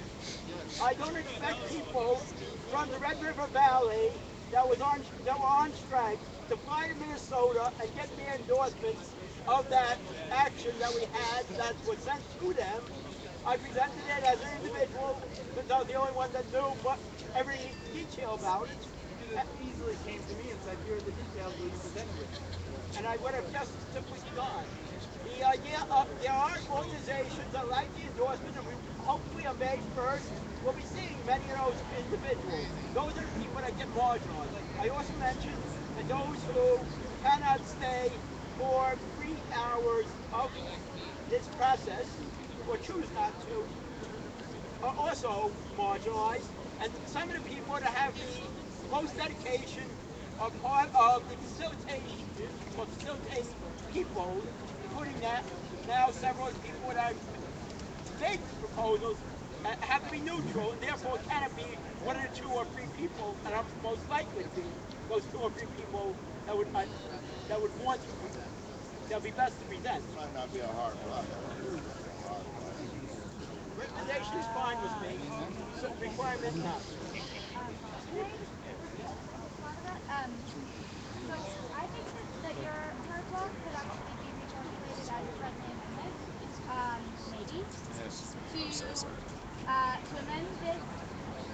amend this rule such that if the proposal is for a statement of solidarity to another group, that's something that can be brought by an individual representative. That is a different, an endorsement, a statement of solidarity. That is a particular kind of proposal that could be brought by an individual that doesn't need 3 co-signers, and that just 3 proposers, and the 3 proposers are for proposals that are more involved, rule changes, etc., etc. Things that should have a working group anyway, if we're doing what we say we do. I think that's a. So is that, yeah, so okay, great. And I would like also just to point out that I think this is like model behavior for like what we should be seeing as the DA. You know, he's had a hard blog and brought it up. There's been some discourse, it's been changed around, and he's now willing to pull it back into a regular concern. He's concerned, he doesn't see it, but he's willing to presumably stand aside on this one. And I think I don't know if we can work out the exact language for that off to the side, but I guess we can go do that so we can, read the language back to everybody. And we'll also go off to the side and talk about the recommendation. Hi. So, I just want to say one other thing to Gary. I personally find the request for an endorsement from this group without the respect of wanting to show up at our General Assembly. Yeah, I know another city. Right. So as to continue, like, to help work through this, Daniel, I know, is also on Zach. I think it's good to bring in other voices so we don't have, end up with a kind of two-person chatter and talk. So Daniel? Yeah. Okay, the first thing I was going to say, Mary and Vanessa already sort of covered. I was going to say endorsements should be handled differently than actual proposals that have, OLA resources involved. But I think in terms of proposals in general, if they do have one proposal, a friendly amendment that I would suggest would be that it would be required if there is one proposal that we do have a required discussion at GA ahead of time, either the night of the proposal or a night before the proposal, to talk about it if there is only one person. Because a lot of times we waste a lot of time with one proposer who brings up a proposal that no one has any prior knowledge of, that we're all just like, oh, what the fuck? And there's a lot of shit to work out, like way too much. Stuff that should not be worked out during GA. Stuff that should be worked out prior to GA, which I think is the intention of this proposal. So if we have one proposer, then we should have one required discussion at least ahead of time. And I think that might solve the problem.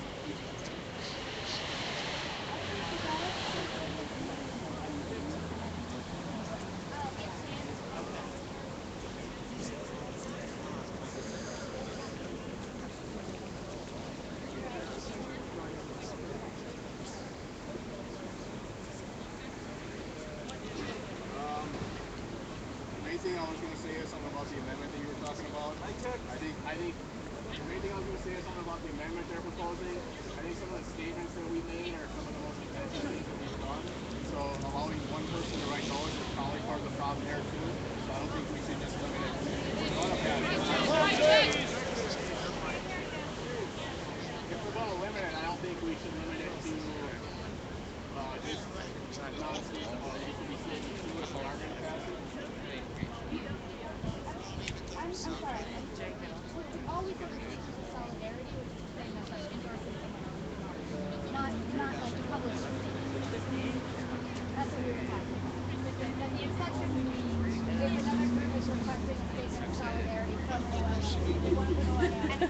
Are you taking a video or? Trying to do a slow frame. A what? Long exposure. Oh, without the flash? Okay, I'm sorry. I just was clarifying that Did it work? the friendly amendment that we just made is that if someone wants a statement of solidarity from us, I'm not talking about a statement that's been written out that we're consenting to. I'm talking about OLA supports this march. Endorsement. Okay, an endorsement. That is something that a single person can bring in. They have to go through the regular proposal process, submit it 24 hours in advance, etc. But one person can propose that here as a representative of the group that's asking for an endorsement. That's the difference. Okay.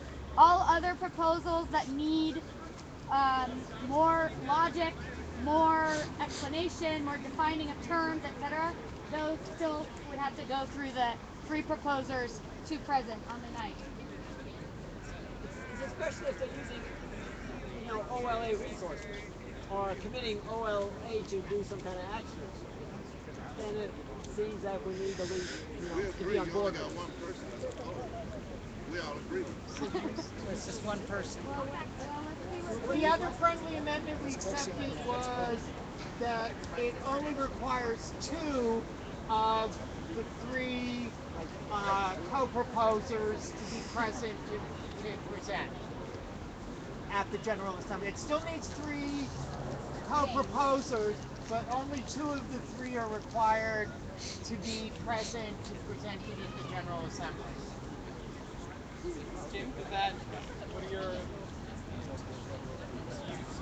your heart block consent? These amendments seem to have opened it up a fair amount.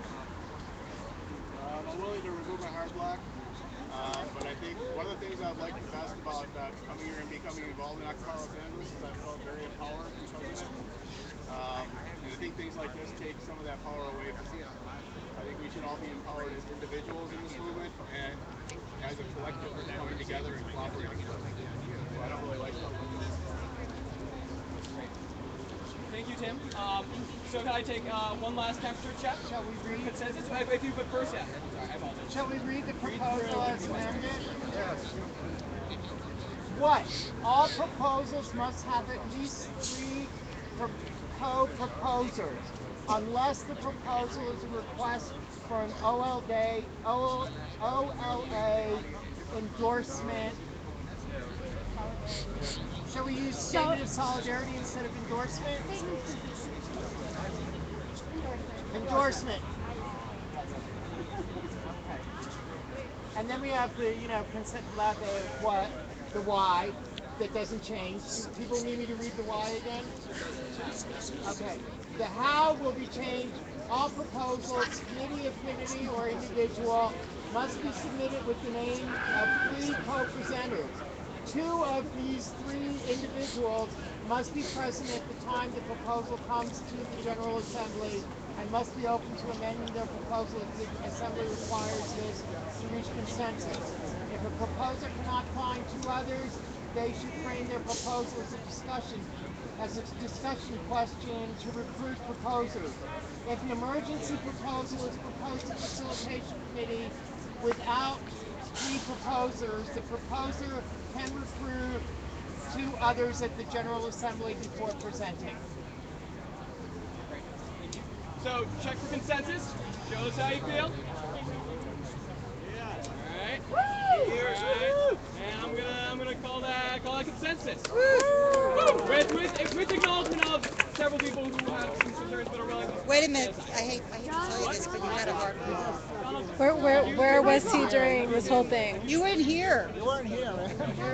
That doesn't count. That doesn't count. And I apologize if we do have a practice in which if anyone who's hard blocking the proposal needs to be there, okay, that it is. You know what? What is going on?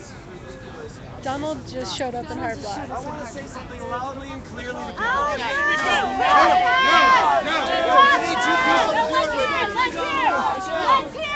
Let's talk about this. Come on back. Out of process. Out of process, as always. You can propose something new if you don't like it. You can always change it. This is exclusive process. It is not. You're exclusive, dude. By yourself there. Yourselves don't lie to each other anymore. You're being exclusive.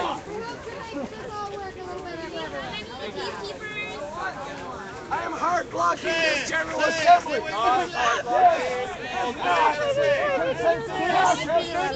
Individualism in action.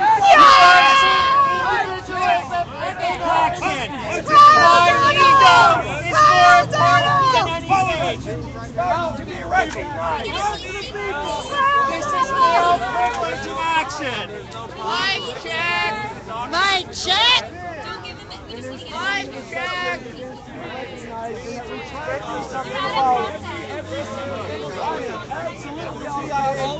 Oh, Richard, the crazy whisperer.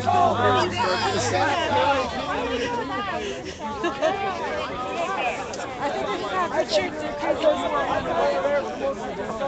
We don't even have a peacekeeper. But Richard's here.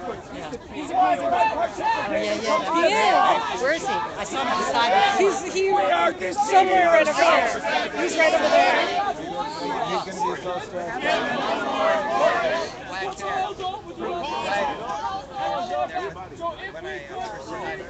What?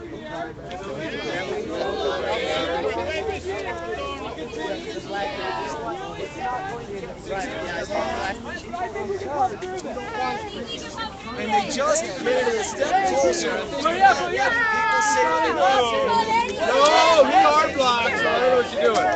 Falsifying the thing. What'd you think about that live stream? My man Donald hard blocking the collectivist ideology, and they convert it with collective ideology, mass occult. Woo! Fight the motherfucking power. Where's the rights of the minority? They don't fucking game. Where is the right I love of dissenting opinion? You. I'd like to continue GA.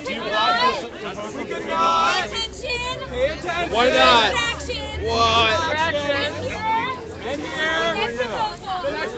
If you block that proposal, He blocked the fucking proposal!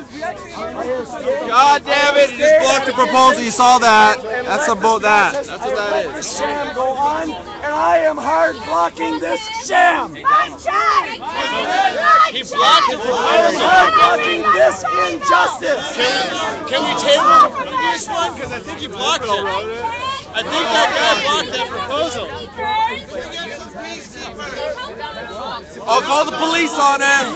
You guys your behavior right now. You call the police on him up in this motherfucker. Our own police. We have a debate going on. So your behavior is disruptive right now. I would appreciate if you can move to the side. Needs to respect I'm co-moderator. I'm the shadow moderator. proposal just got I want to bring this to the attention so we can bring it back to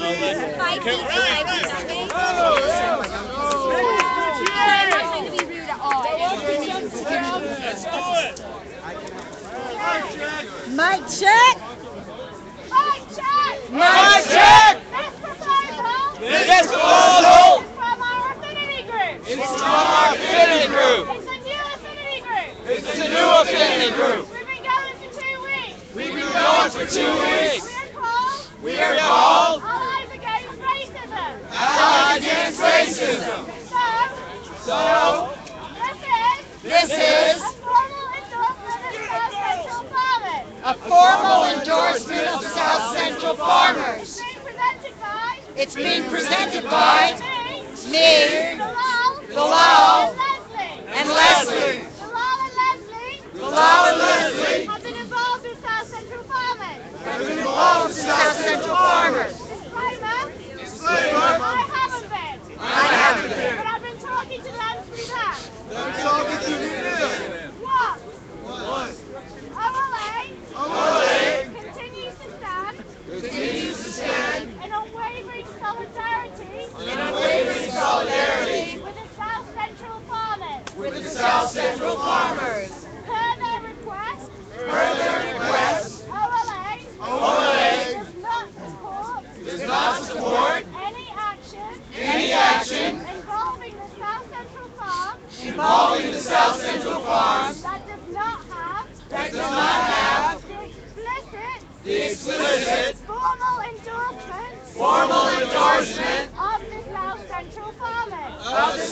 Central farmers.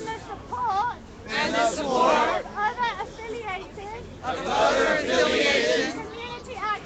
community activists and local residents. Why? Why? This is a sensitive neighborhood. This is a sensitive neighborhood. Attempts by individuals Or groups to paratroop into the community persist. to paratroop into the community persist. Despite the fact that South Central farmers And the local community do not support these actions. do not support these actions. How? How? We issue this statement widely. We issue this statement widely. So that's it. Thank you. Any questions?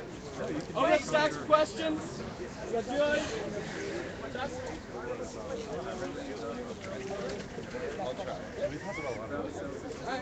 So, Laurie, any questions? How are you? I have a question. One question for you. One question. The process is a sham, and I am hard blocking the process. Shut No, up! I will not. You get away with it.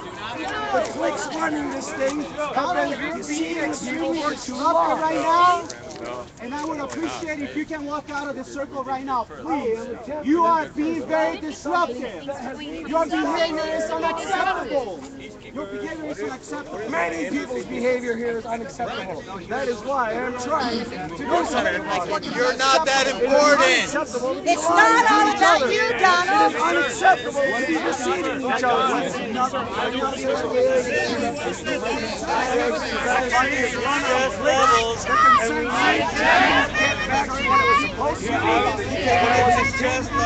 The voice of the people, not the voice of the few.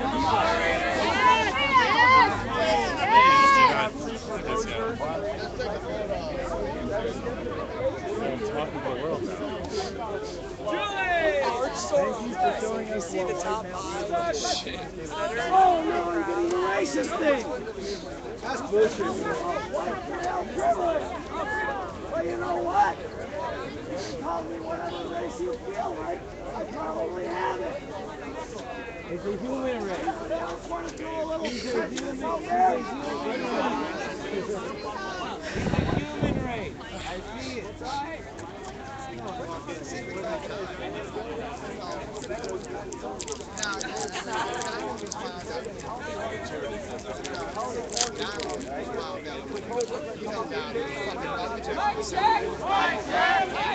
Mic check! Are you going to Skitter after? I just heard about it. I just came to visit. So are you going? Yeah, someone's supposed to have a tent for me. Oh, you're going to stay? If there's a tent for me. But if you want to stay with me, you could be roommates. Right? How you doing? Good. Did you miss me at all? Come on, I don't believe it. Why? I don't miss anybody ever. Because I just don't miss people. You can't erect an idea. I miss people. I missed you. I know, I missed you too. Is that Melissa? The only person I ever miss is my grandson. That's it. Not even your baby? Not even his mother. Wow. My daughter. Wow. The only one I miss is my grandson. Wow. I rarely miss people. My best friend in the whole world never misses me. It's like the saddest thing. Yeah, I just don't miss people. So my grandson, that's it. Wow.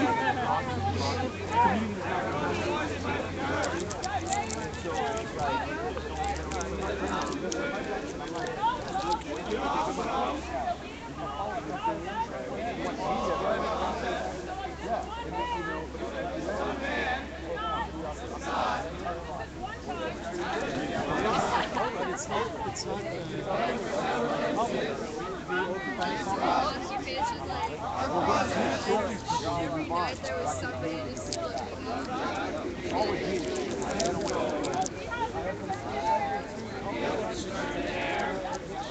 What's up, Beth? Hey.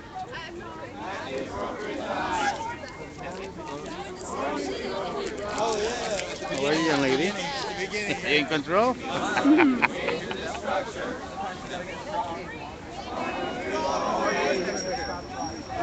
Let me put it.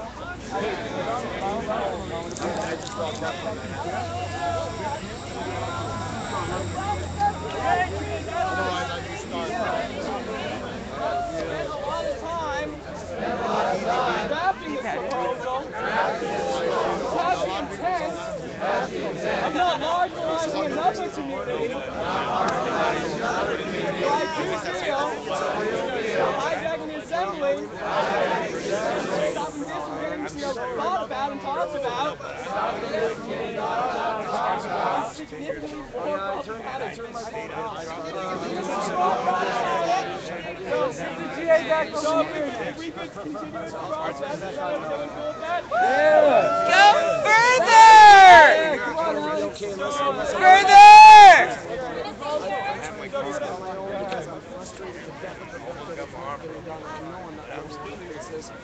But the people that are running things, the clique that makes all the decisions, is going to lead the people thinking it's just What kind of proposal is this? this current one. She called me. Mic check! I'm bringing my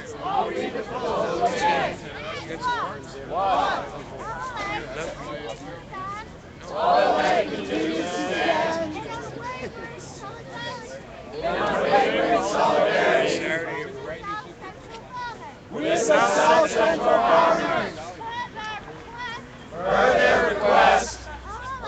OLA does not support any action involving the South Central Farmers or farm that does not have the explicit, formal endorsement of the South Central Farmers I care about the people. and support I don't like what I see happening. of other affiliated communities.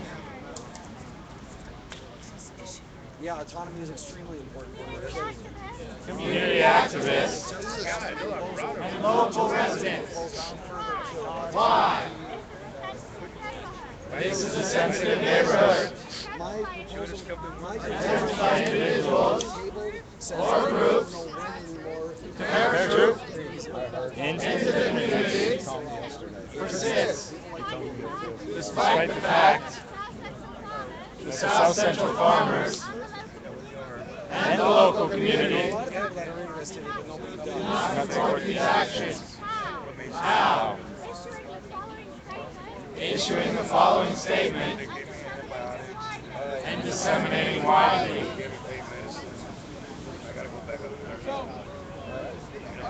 Have you heard it again? Are there any other questions?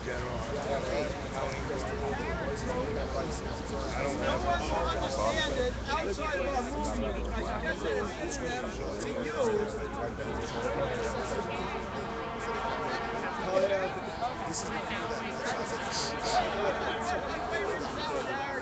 And that if it was intended to be part of this, yes, we can simply say that we endorse the action fundraising for South Central Farmers and the Barksdale concert, fundraising concert up in Buckville. But they make it brighter. They have given one for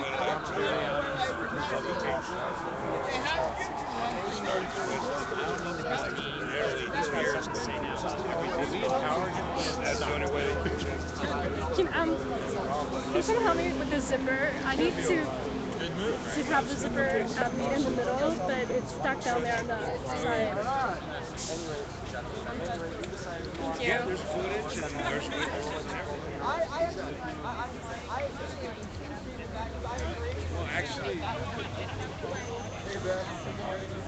Did Virginia get shifted because well, you know, bit because he went after They had just finished a proposal that took a lot of time. a lot of effort, some friendly amendments.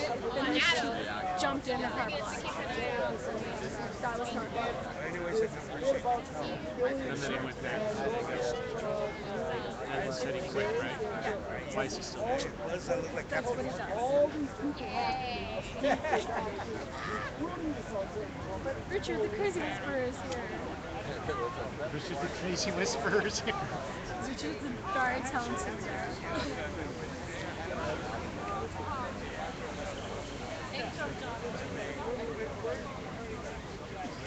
Can't hear anything else. Thank you. Can you hold this?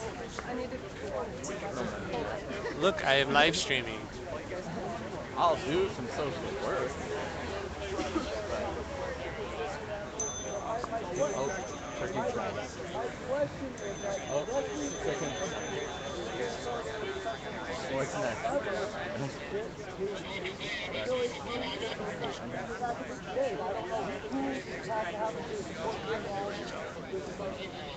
I can respond to that.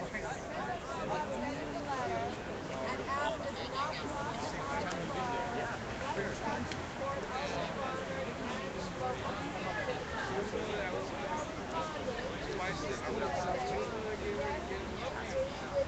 vote on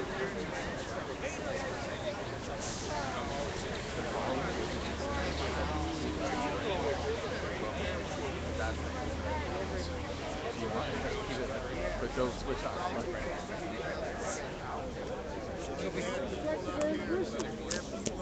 Thank you.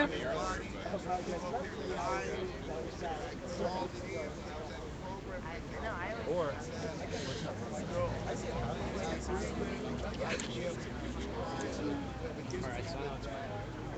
This is a station. We're not going to allow any motherfucker to impose their will.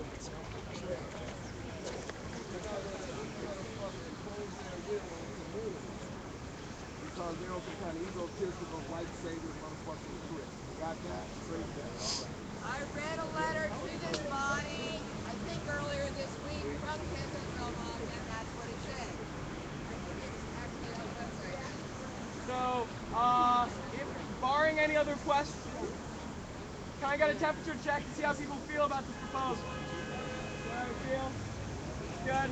Looks good. I see 8 concerns. Couple concerns. That's it. That. Cool.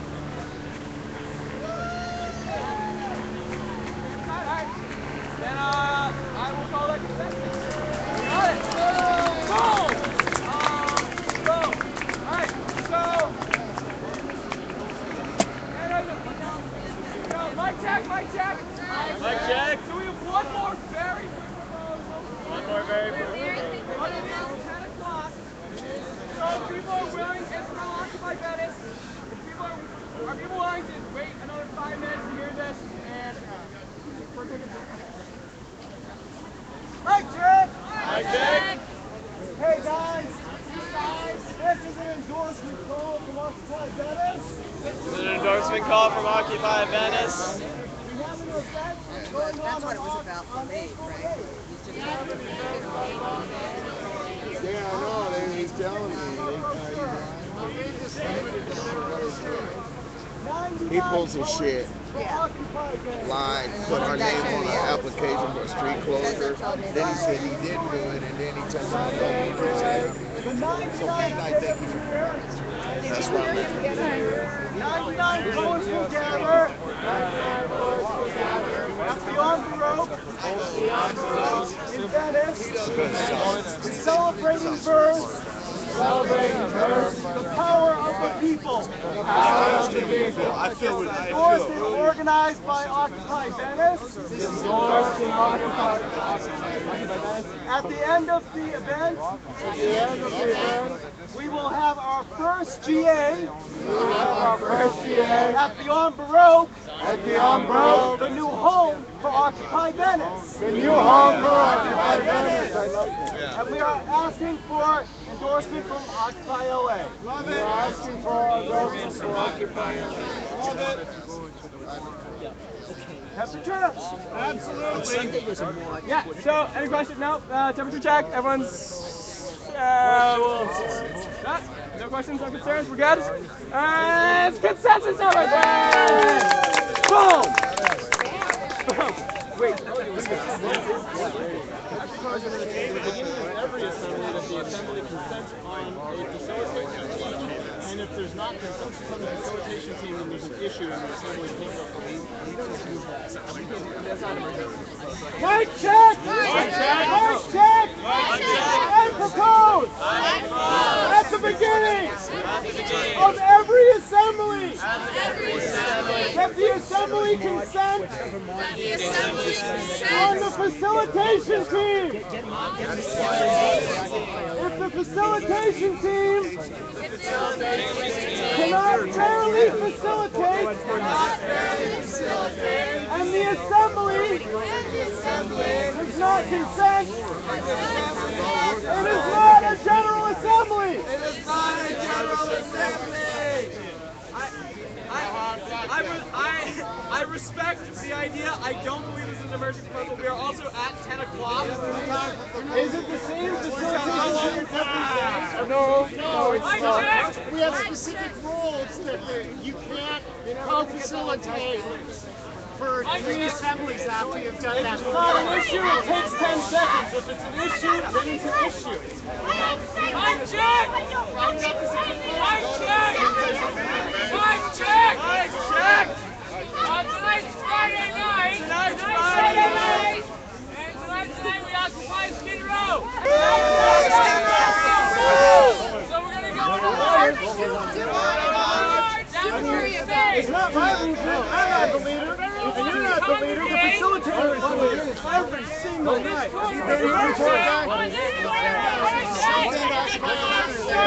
To get the march started! Rock on! Rock on! Everybody! Great cheering, guys! Come on, Ryan, we gotta see it. Let's grab our stuff. Why is everything crazy?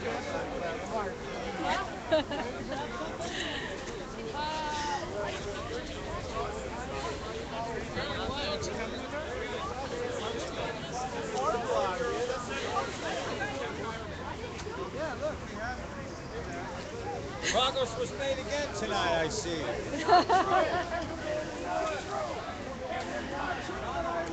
Good turnout.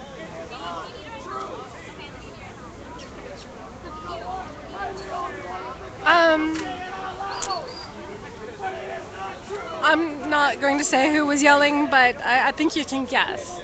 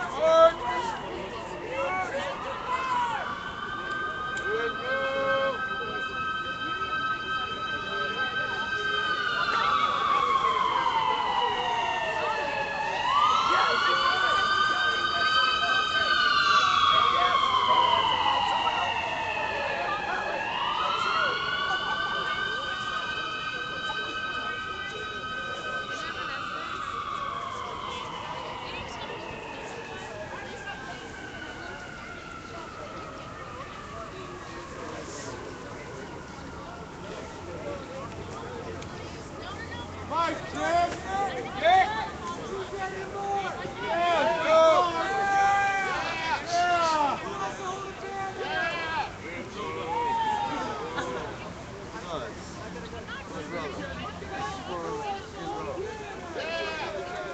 We're going down the fucking house. You can do something. I got it. Come on. Are you marching with the 10? Marching with this 10. All right. That's the logo. Nice logo. Is my light all the way on? Wow, the light is not that bright right now. We're going crazy. Catch a homegirl over here. Hell yeah! Shit. We got a pirate over here. These motherfuckers running amok tonight, yo. I like the idea Occupy. It's hard to see in the dark. You guys know this movement? It's hard to see it on the stream. Okay, it's Occupy movement, okay? Alright. Yeah, they ain't that road. How's it going? Good to see you. Oh, I better wait till I'm out of the car. Yeah, you might get arrested. So it looks like people are gathering over here, getting ready to march. Hey Beth, if you can tweet out that we're going to be streaming a march right now, that would be helpful. And it looks like the front of the march is taking off without the back of the march. Hello. Wait, let's try to get as many people as possible. We need to work together. Let's get as many people as possible.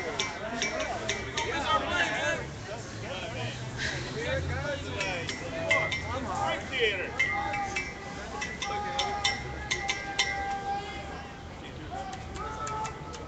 Mic check! Mic check! Mic check! Mic check! The march is over here! The march is over here! The march is over here! We need the guy with the mandarin playing it. Yeah. Get something going.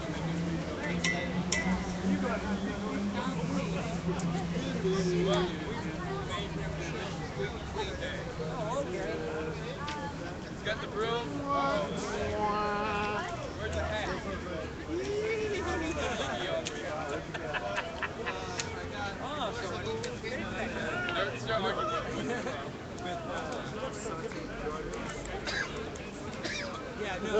Let's go! Let's go!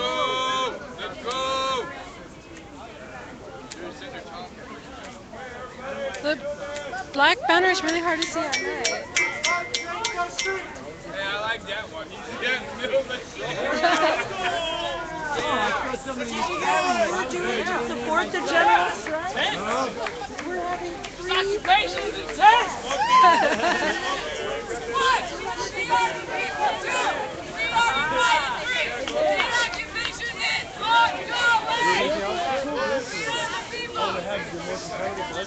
I actually think it's tougher to start.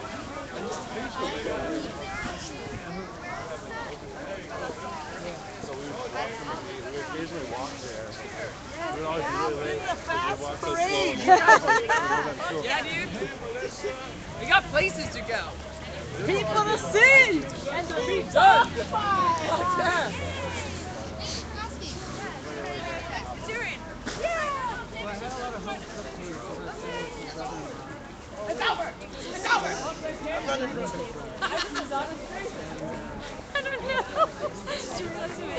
It was like a kind of... no. I think it's just kind of overwhelmed, like it's the sound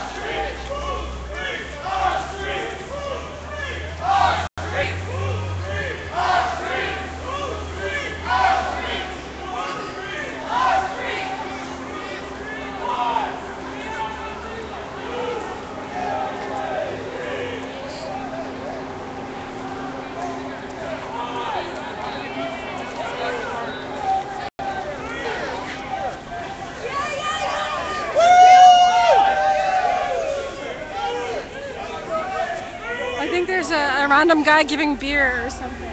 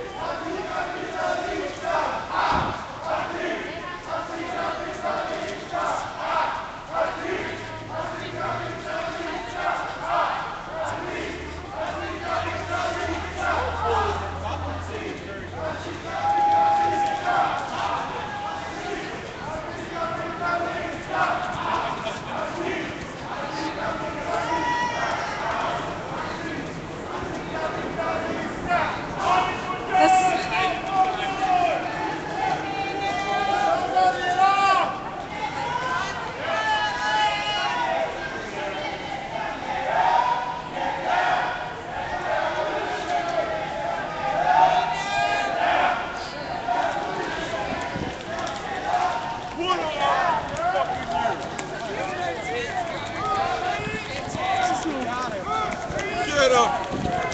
Get him, girl! Our streets! I told you to stick to I'm sorry. Woo! Sidewalk! Who's live stream? Our live stream! Our sidewalk! I gotta get live Who's stream. sidewalk? Our sidewalk! Our sidewalk! Our sidewalk! Who's sidewalk? Not the damn dogs! Get those dogs out of here!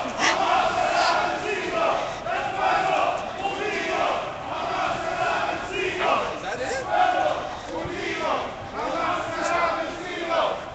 Did we lose some people? Probably. Did we lose some folks? Probably. We're walking really fast. We are unstoppable and no other world is possible. Who's sidewalk? Chuck Norris. Where's Chuck Norris at? Chuck Norris. You can't do anything. Fuck Chuck Norris. Chuck Norris is You are Chuck. You are Chuck Norris. Chuck Norris.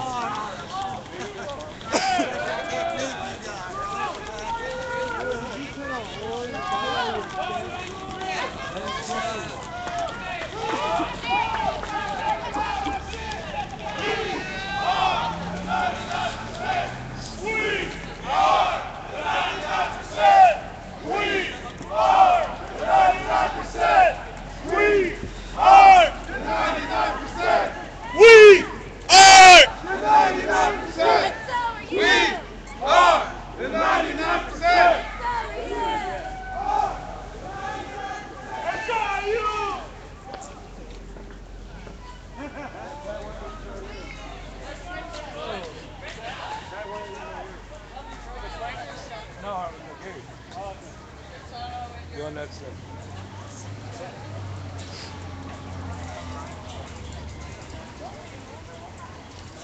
We made it! Oh, we took the streets for a minute. So far, so good.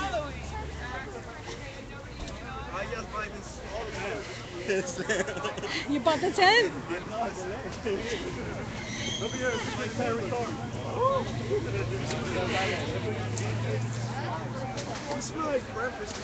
Hey, you still have an extra tent? I got a sleeping bag, but I'm sure you can find a tent too. Okay.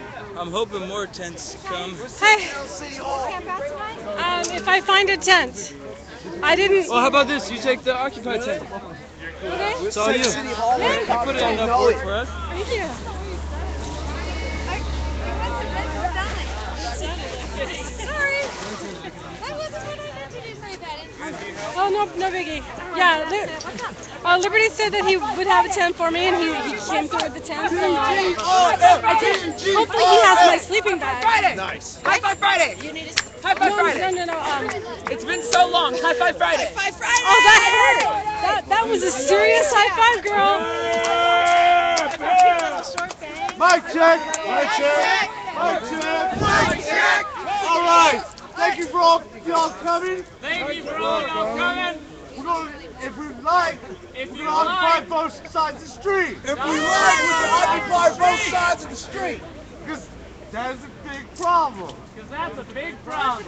This is Los Angeles. The doggy shop. That's the 1%ers. Well, we gotta show them some love there. Let's go show them some love. That's where I'm taking my tent. Screw this. Let's take over the planet like we rightfully should. Hi, Victorious. We're in downtown Los Angeles on Main Street between 5th and 6th. We're on the nice side of Skid Row, and we're gonna sleep here tonight. I'm gonna sleep here tonight and stream until my battery goes. Hopefully I'll have enough.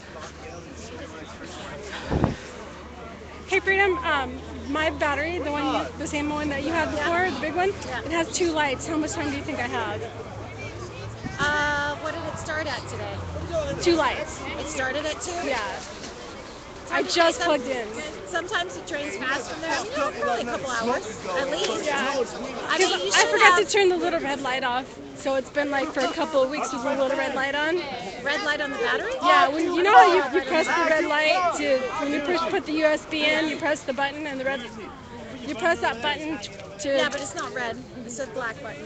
Okay, well just to test how much power you have. No. Just the button you press after you plug it in. I never press a button after I plug it in. Okay, well maybe the little red light. Maybe ours are slightly different. Yeah, maybe. Okay, so anyway, yeah. So if you have two, I mean, if it's halfway full, I mean, you should have a significant amount of time. Are you going to be here in the morning?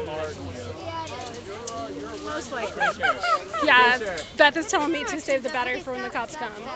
Oh, in the morning? Yeah, I didn't bring my extension cord. I'll have plenty of battery. I'll probably be here in the morning. Okay, I do have my flip cam. Okay. Yeah, which is better. Well, it's not. It's better quality. Better video quality. Yeah. And it doesn't have the watermark on it, the Ustream watermark. Temps are going up. Oh, sneakers. Yay, temps. This one. Now let me see your faces. No make idea. Bertho! What's Bertho doing? You see this woman They're having a group meditation in there. Hey, punk! Invasion of privacy. I see you at the Supreme Court. Oh, okay. Let me in there. I gotta certify this fucking seance. Thank you. If you tweeted out the link, thank you. It looks like the viewers have increased, so thank you for tweeting that out. Yeah, tweet it till your hands fall off. Okay, yeah. Tweet it to Russell Simmons. Say, "Here's your mama." It's just like what? He'll have to look and say, "Ah ha ha." That's an autonomous insult to Russell Simmons. I didn't. That wasn't a pass by GA for me a lot. I need to buy a longer. Insults at. I need to buy a longer cord. Can you ask Natalia if you could film our reading group on the first week so we could actually hold it during the first week? I got you too, like right from behind. I got you from behind. Oh, that sounds kinky. I mean, you know, the picture. Oh, okay. Look at right there, right over your shoulder. Every time we leave, we're like, hey, where y'all going? Let's see. 6 a.m. Look at Rush. The tents. You know, that's Rush Limbaugh's cousin right there, Rush and Laura. Rush Limbaugh? Yeah. What's going on in the Matrix? Anybody know? It's hard to read this. Ask them to talk about the Matrix. It's hard to read the stream with this cord because like this thing goes in. I need a bigger cord. Thank you, Beth. Awesome. Okay. I think I missed some of the chat. Anyway,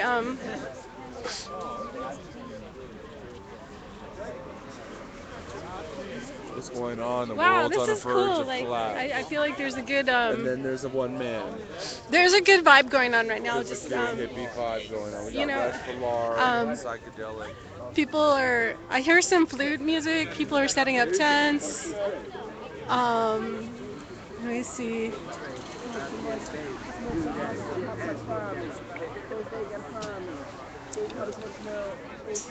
How many people would you say are here?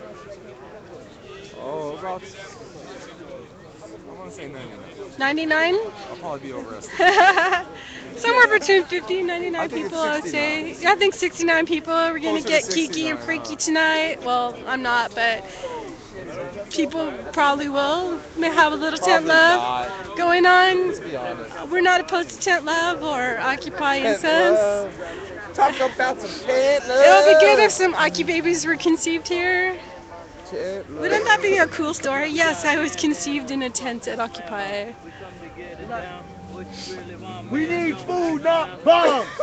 Yeah. You know how many top numbers I own? You know how many bandanas I own? You know that is like that's what's it.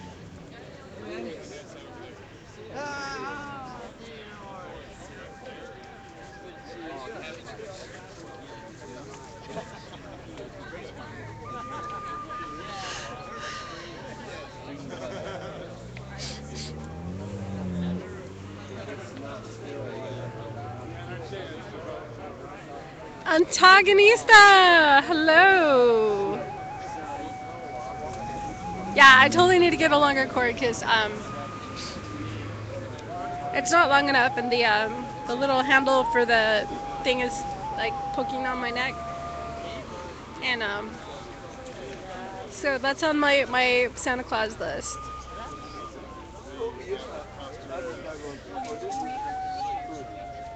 Tent monsters, yeah, definitely. Somebody wore their tent on the way over here. What kind of cord? I think it's called a micro USB. It has a USB on one end, and then it has like a smaller one on the other. It's for an Android. I don't know what kind of Android I have, but some kind of Android.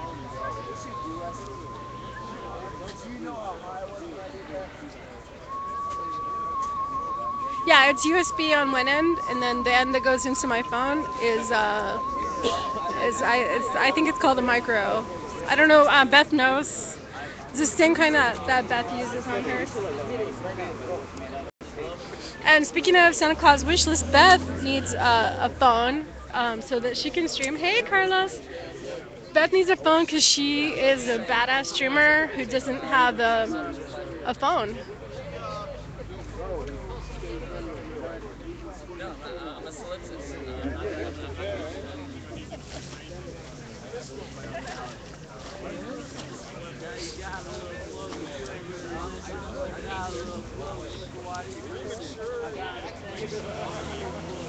Someone woke up at like 10. I'm like, oh, I gotta go to bed. I don't know.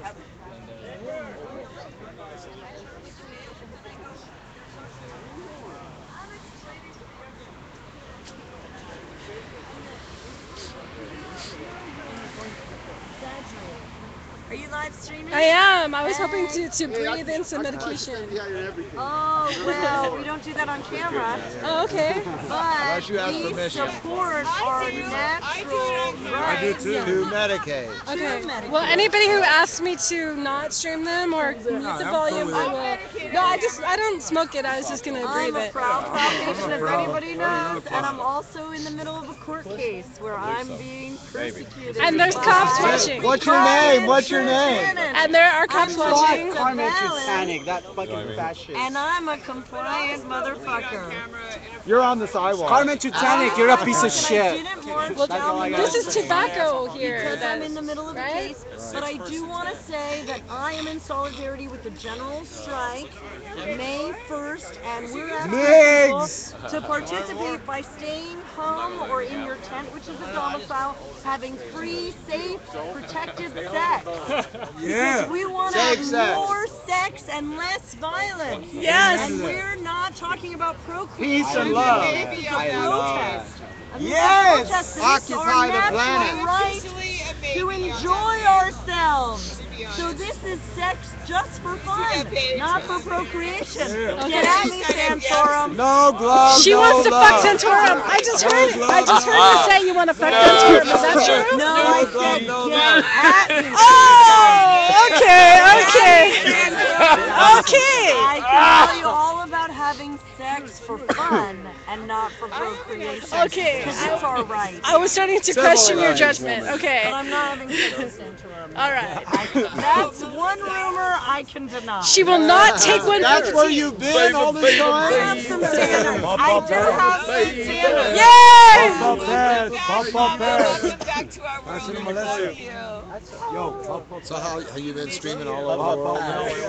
I did have. I'm just saying hi. Hi, how are you? I'm good. That was thoroughly exciting. It was. I did have a. Right now, I don't. Occupying on Main Street.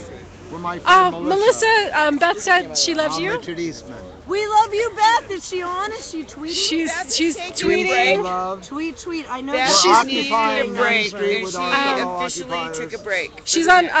Beth is on leave of absence. Okay, this is the thing. The minute I came back from leave of absence, Beth went on leave of absence. You bitch. So maybe some of you are wondering if they're the same person because all you use is seen them medical. in the same place at the same time, a lot like Clark Kent. I said, but Superman, but I can attest they're two different people. Say about Beth's leave of absence because I'm all It's down good for to it. see She you back, needed a break. Melissa. She was like, no, but I'm just disappointed because I've been on leave of absence, and the minute I come back, I know I saw on live stream. it got really crazy. I know what happened. I saw it.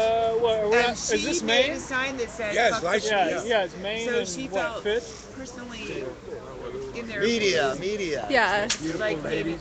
It's not Beth's fault though, and it's Got not. shoes on Is file? that just because you don't see us doesn't mean But that I we're have not different shoes staying I wear though. occupied. And if you've been Hey, wondering now. where I've The green been, shoes? thank goodness I haven't been in jail lately. And I I love you, have been Melissa, by the occupying the way. Sundance Film Festival She went to and Utah. occupying red carpets and occupying the courts for Sheezy. And sometimes we have to take a break. We have to take a break so that we can be the most effective in the movement.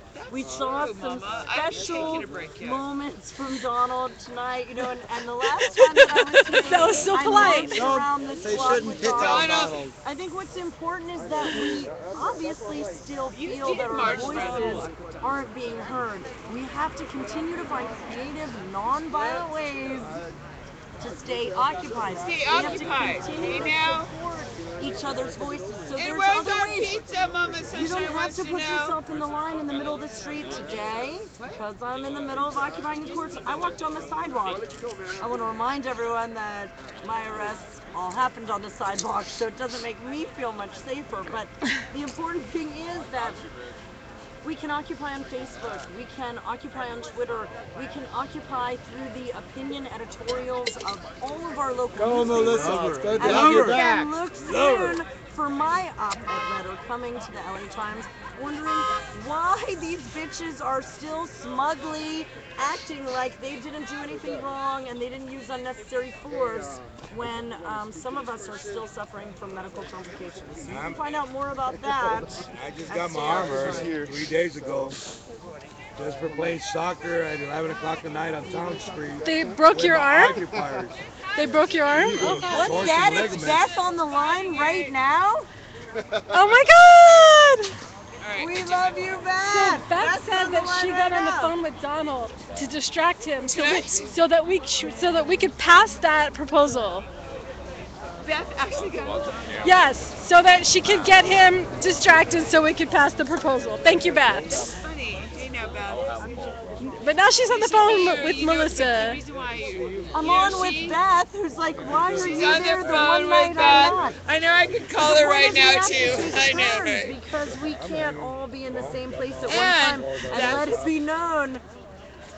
That's what I just Plus, said. she's occupied solid down here for the last couple of weeks in a tent on the sidewalk in the rain. I don't give her. I give her a total break and a pass for being home. I just wish she wasn't on leave of absence when I'm on leave of absence. That's cool. We want people to occupy the White House on the 4th of July at the 43rd Annual Smoke-In. Then the World AIDS Conference, July 22nd to the 27th. Then come to the Democratic Convention in Charlotte, North Carolina, September 3rd, 4th, and 5th. Medical marijuana saves lives. All use is medicine. Peace, love, and healing. Live on Main Street. Hallelujah. Hallelujah. Hallelujah. Did you want to say something for the live stream? Hey Beth, we're talking to you. I don't know who else is on. There's a lot of Beths out in the world. It's not just Beth. Oh, We're she knows. talking to everybody. I miss you. The important thing that I want to remind everybody as we head into the spring, I'm going to call her back, it's Alex. As we head into the spring revolution, as the weather gets warmer, we still are looking for creative, non-violent ways to stay occupied. The tent is a symbol of our rights, but the freedom of speech can't be stopped. So we have to keep writing and blogging and doing those op-eds and let it be known. And also, there is not a statute of limitations looming on us for the destruction of our stuff. As things keep getting piled on top of the LA City dump, let it be known, we're coming for you. Mr. Officer who's watching. For you. With injunctive relief. So please, anybody who's watching who's an attorney, you know we need your help. We need more than the National Lawyers Guild members. We need some of you that have been racking up your 1%er pension plan. You know all the tricks, and we need your help. This is an international issue now. It violated the 3rd and 4th. Look at her. Geneva Convention. Okay, someone on the stream wants to know who are you, you hot tickets. Oh, that's so sweet. That's probably Carmen Trutanich wanting to know. One of his I'm Melissa it's Steve White Cooley. Chocolate Ballin, It's Cooley. and you might arrest me 3 times in 30 days, but you can't arrest my ideas. Woo, And go you can girl! Find out more at facebook.com/stayoccupied. That's Melissa Balin, that hot ticket. Live at Occupy Main Street. We love you, Melissa. Independent thinking, and actually Occupy I've been doing LA, a lot of sovereign occupying. nation of the occupation. Talk about the Jack Herrera Initiative. Oh, well, let's come talk with some people and talk about the fact that you'll be interested to know that the sovereign nation of the occupation, the sovereign nation of freedom and peace, is getting confused, obfuscated, and conflated, if you will, with the Sovereign Citizens United. What's very important to clarify is since they've signed Oh my God, there's NDAA, food. they're trying to intimidate It looks like it's vegan and those of you gluten-free. that are interested in trying to get engaged in what it means to be sovereign and what your sovereignty really is. Represented at the occupation. They're trying to scare you into thinking that just to be sovereign means you're some kind of cop killer and a bad, recalcitrant, unruly person. So let's be clear. While we make no statements about the sovereign citizens of United and the misunderstandings, alleged misunderstandings, that, you know, we're starting to think they could just be also a victim of governmental laws. Sovereign nation of the But we want to be occupation. sure Is my light? everybody knows that we... Is my light not on? It is now. It is now? What is the sovereign nation of the occupation? Of freedom and peace from the occupation. That was declared on October 10th. So that's not to be Seriously, I was confused there. now, it's off. Okay, I was trying to turn it down because you're really washed out, but it's because of that light. Oh yeah, you want me to turn around? Oh, if you if you want to get like the best shot, yeah. Like there's a lot of excitement going on. They probably want to know what's going on, right? What do they say? They say yay, LOL, and what type of phone cord do you need, Patty? Because you see how this is too short and this is going right into my neck. Oh yeah. And when during the march, I had to actually. I had to take this off so that I could, get a good view of the march. Right, and then what happens? You can't. The thing is, no, this is for battery. But, I'm low on battery. Technicalities from the field. Yeah. So did you hear what happened tomorrow? Did you hear? You said you were playing soccer. I played soccer at 11 o'clock at night at Occupy Skid Row, 4th and Town. All of a sudden, 8 cop cars got there with 18 cops in them. They started giving jaywalking tickets at 11 o'clock at night. They grabbed me, twisted my arm, and kept saying, "Stop resisting," and I wasn't even resisting. We got video of everything. I just got out of the hospital, got tunnel ligament, inflammation of the elbow, and they said that they're not using excessive force. Well. But we're still here and we're not going anywhere, people. All right. Occupy all day long. I'm gonna go check out the food.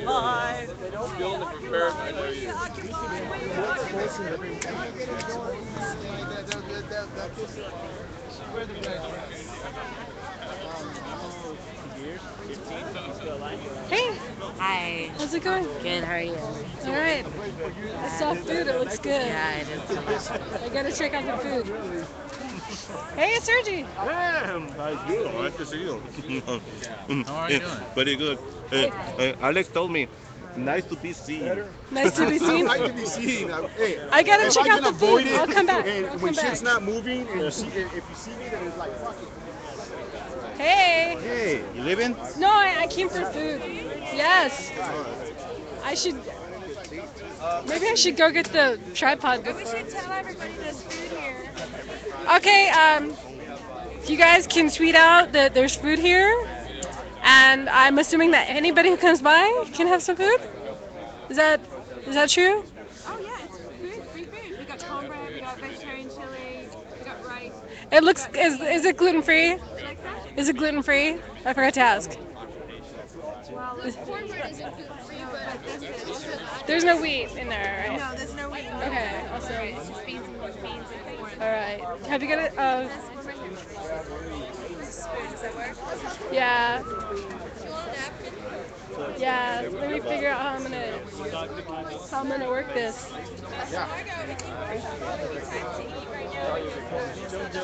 No, we don't have enough time. And the farms, you know what I could do? Let me hey, Brian, I'm gonna set that one down just a second while I get.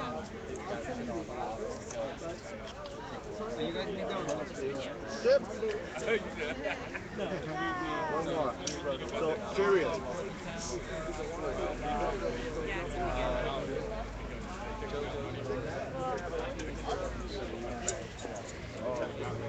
Big ass banner.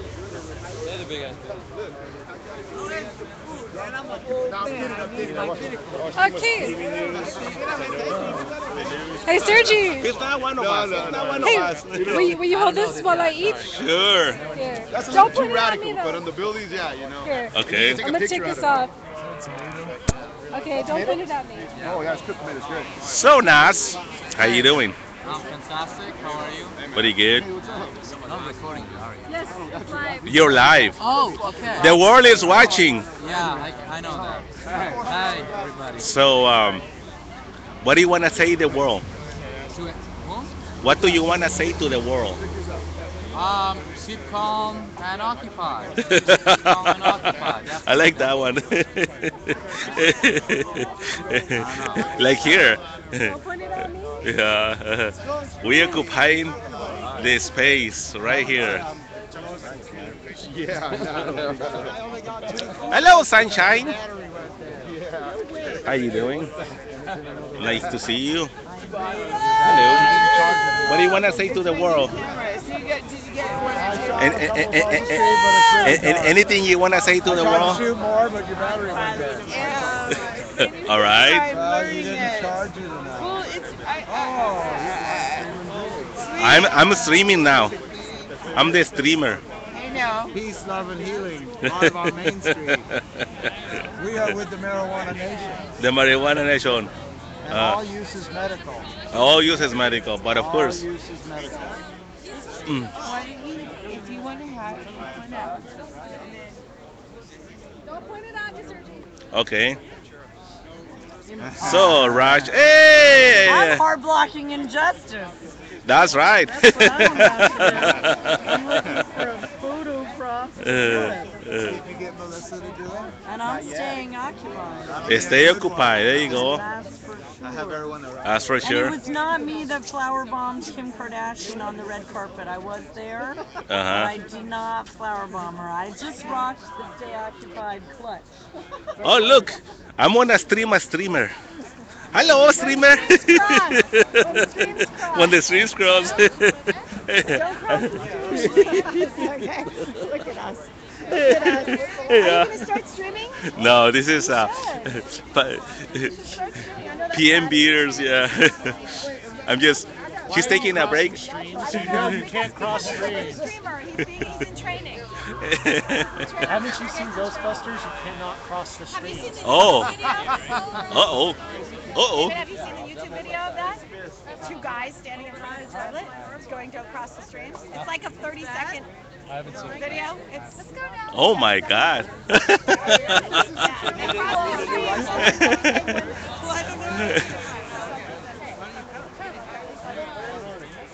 Alright, so we're going to get tasty beverage now. We're getting tasty beverage. Well, driver guy.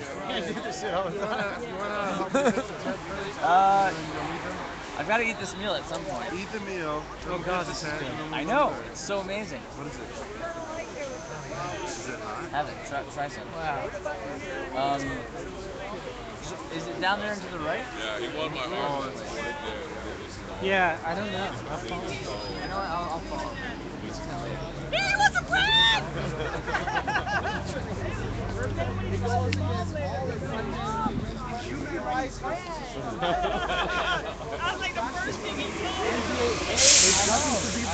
And a lot of forgotten about. Yeah, a lot of You people know, don't like- even know about NDA. Exactly. They don't So even doing know. the mic checks, that's what we're gonna do, and I'm gonna fucking do it throughout Like all the the red days, carpet bro. events, like Because big it's events. fucking, it's important to do. What's that, dude? If we do Live streaming. Think about that shit. Like, think about Yeah. it. Think about Right now the red world is carpet watching. events. how 10, 20 people. So, do you want to say hello to the world? And those people Hey, live I'm like Harley.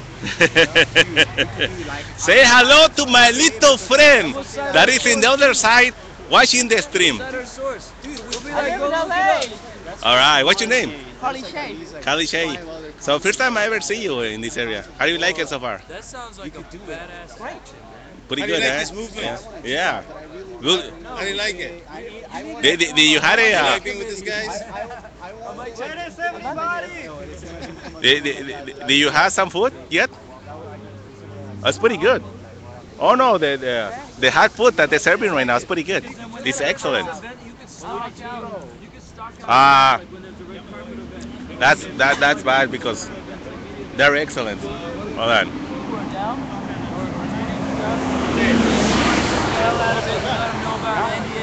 Let them know about violating weapons of mass destruction sanctions and terrorism sanctions. Iran, and those are the real with Iran. terrorists. Those are the real terrorists. All these things, yeah. If they don't have a terrorist campaign on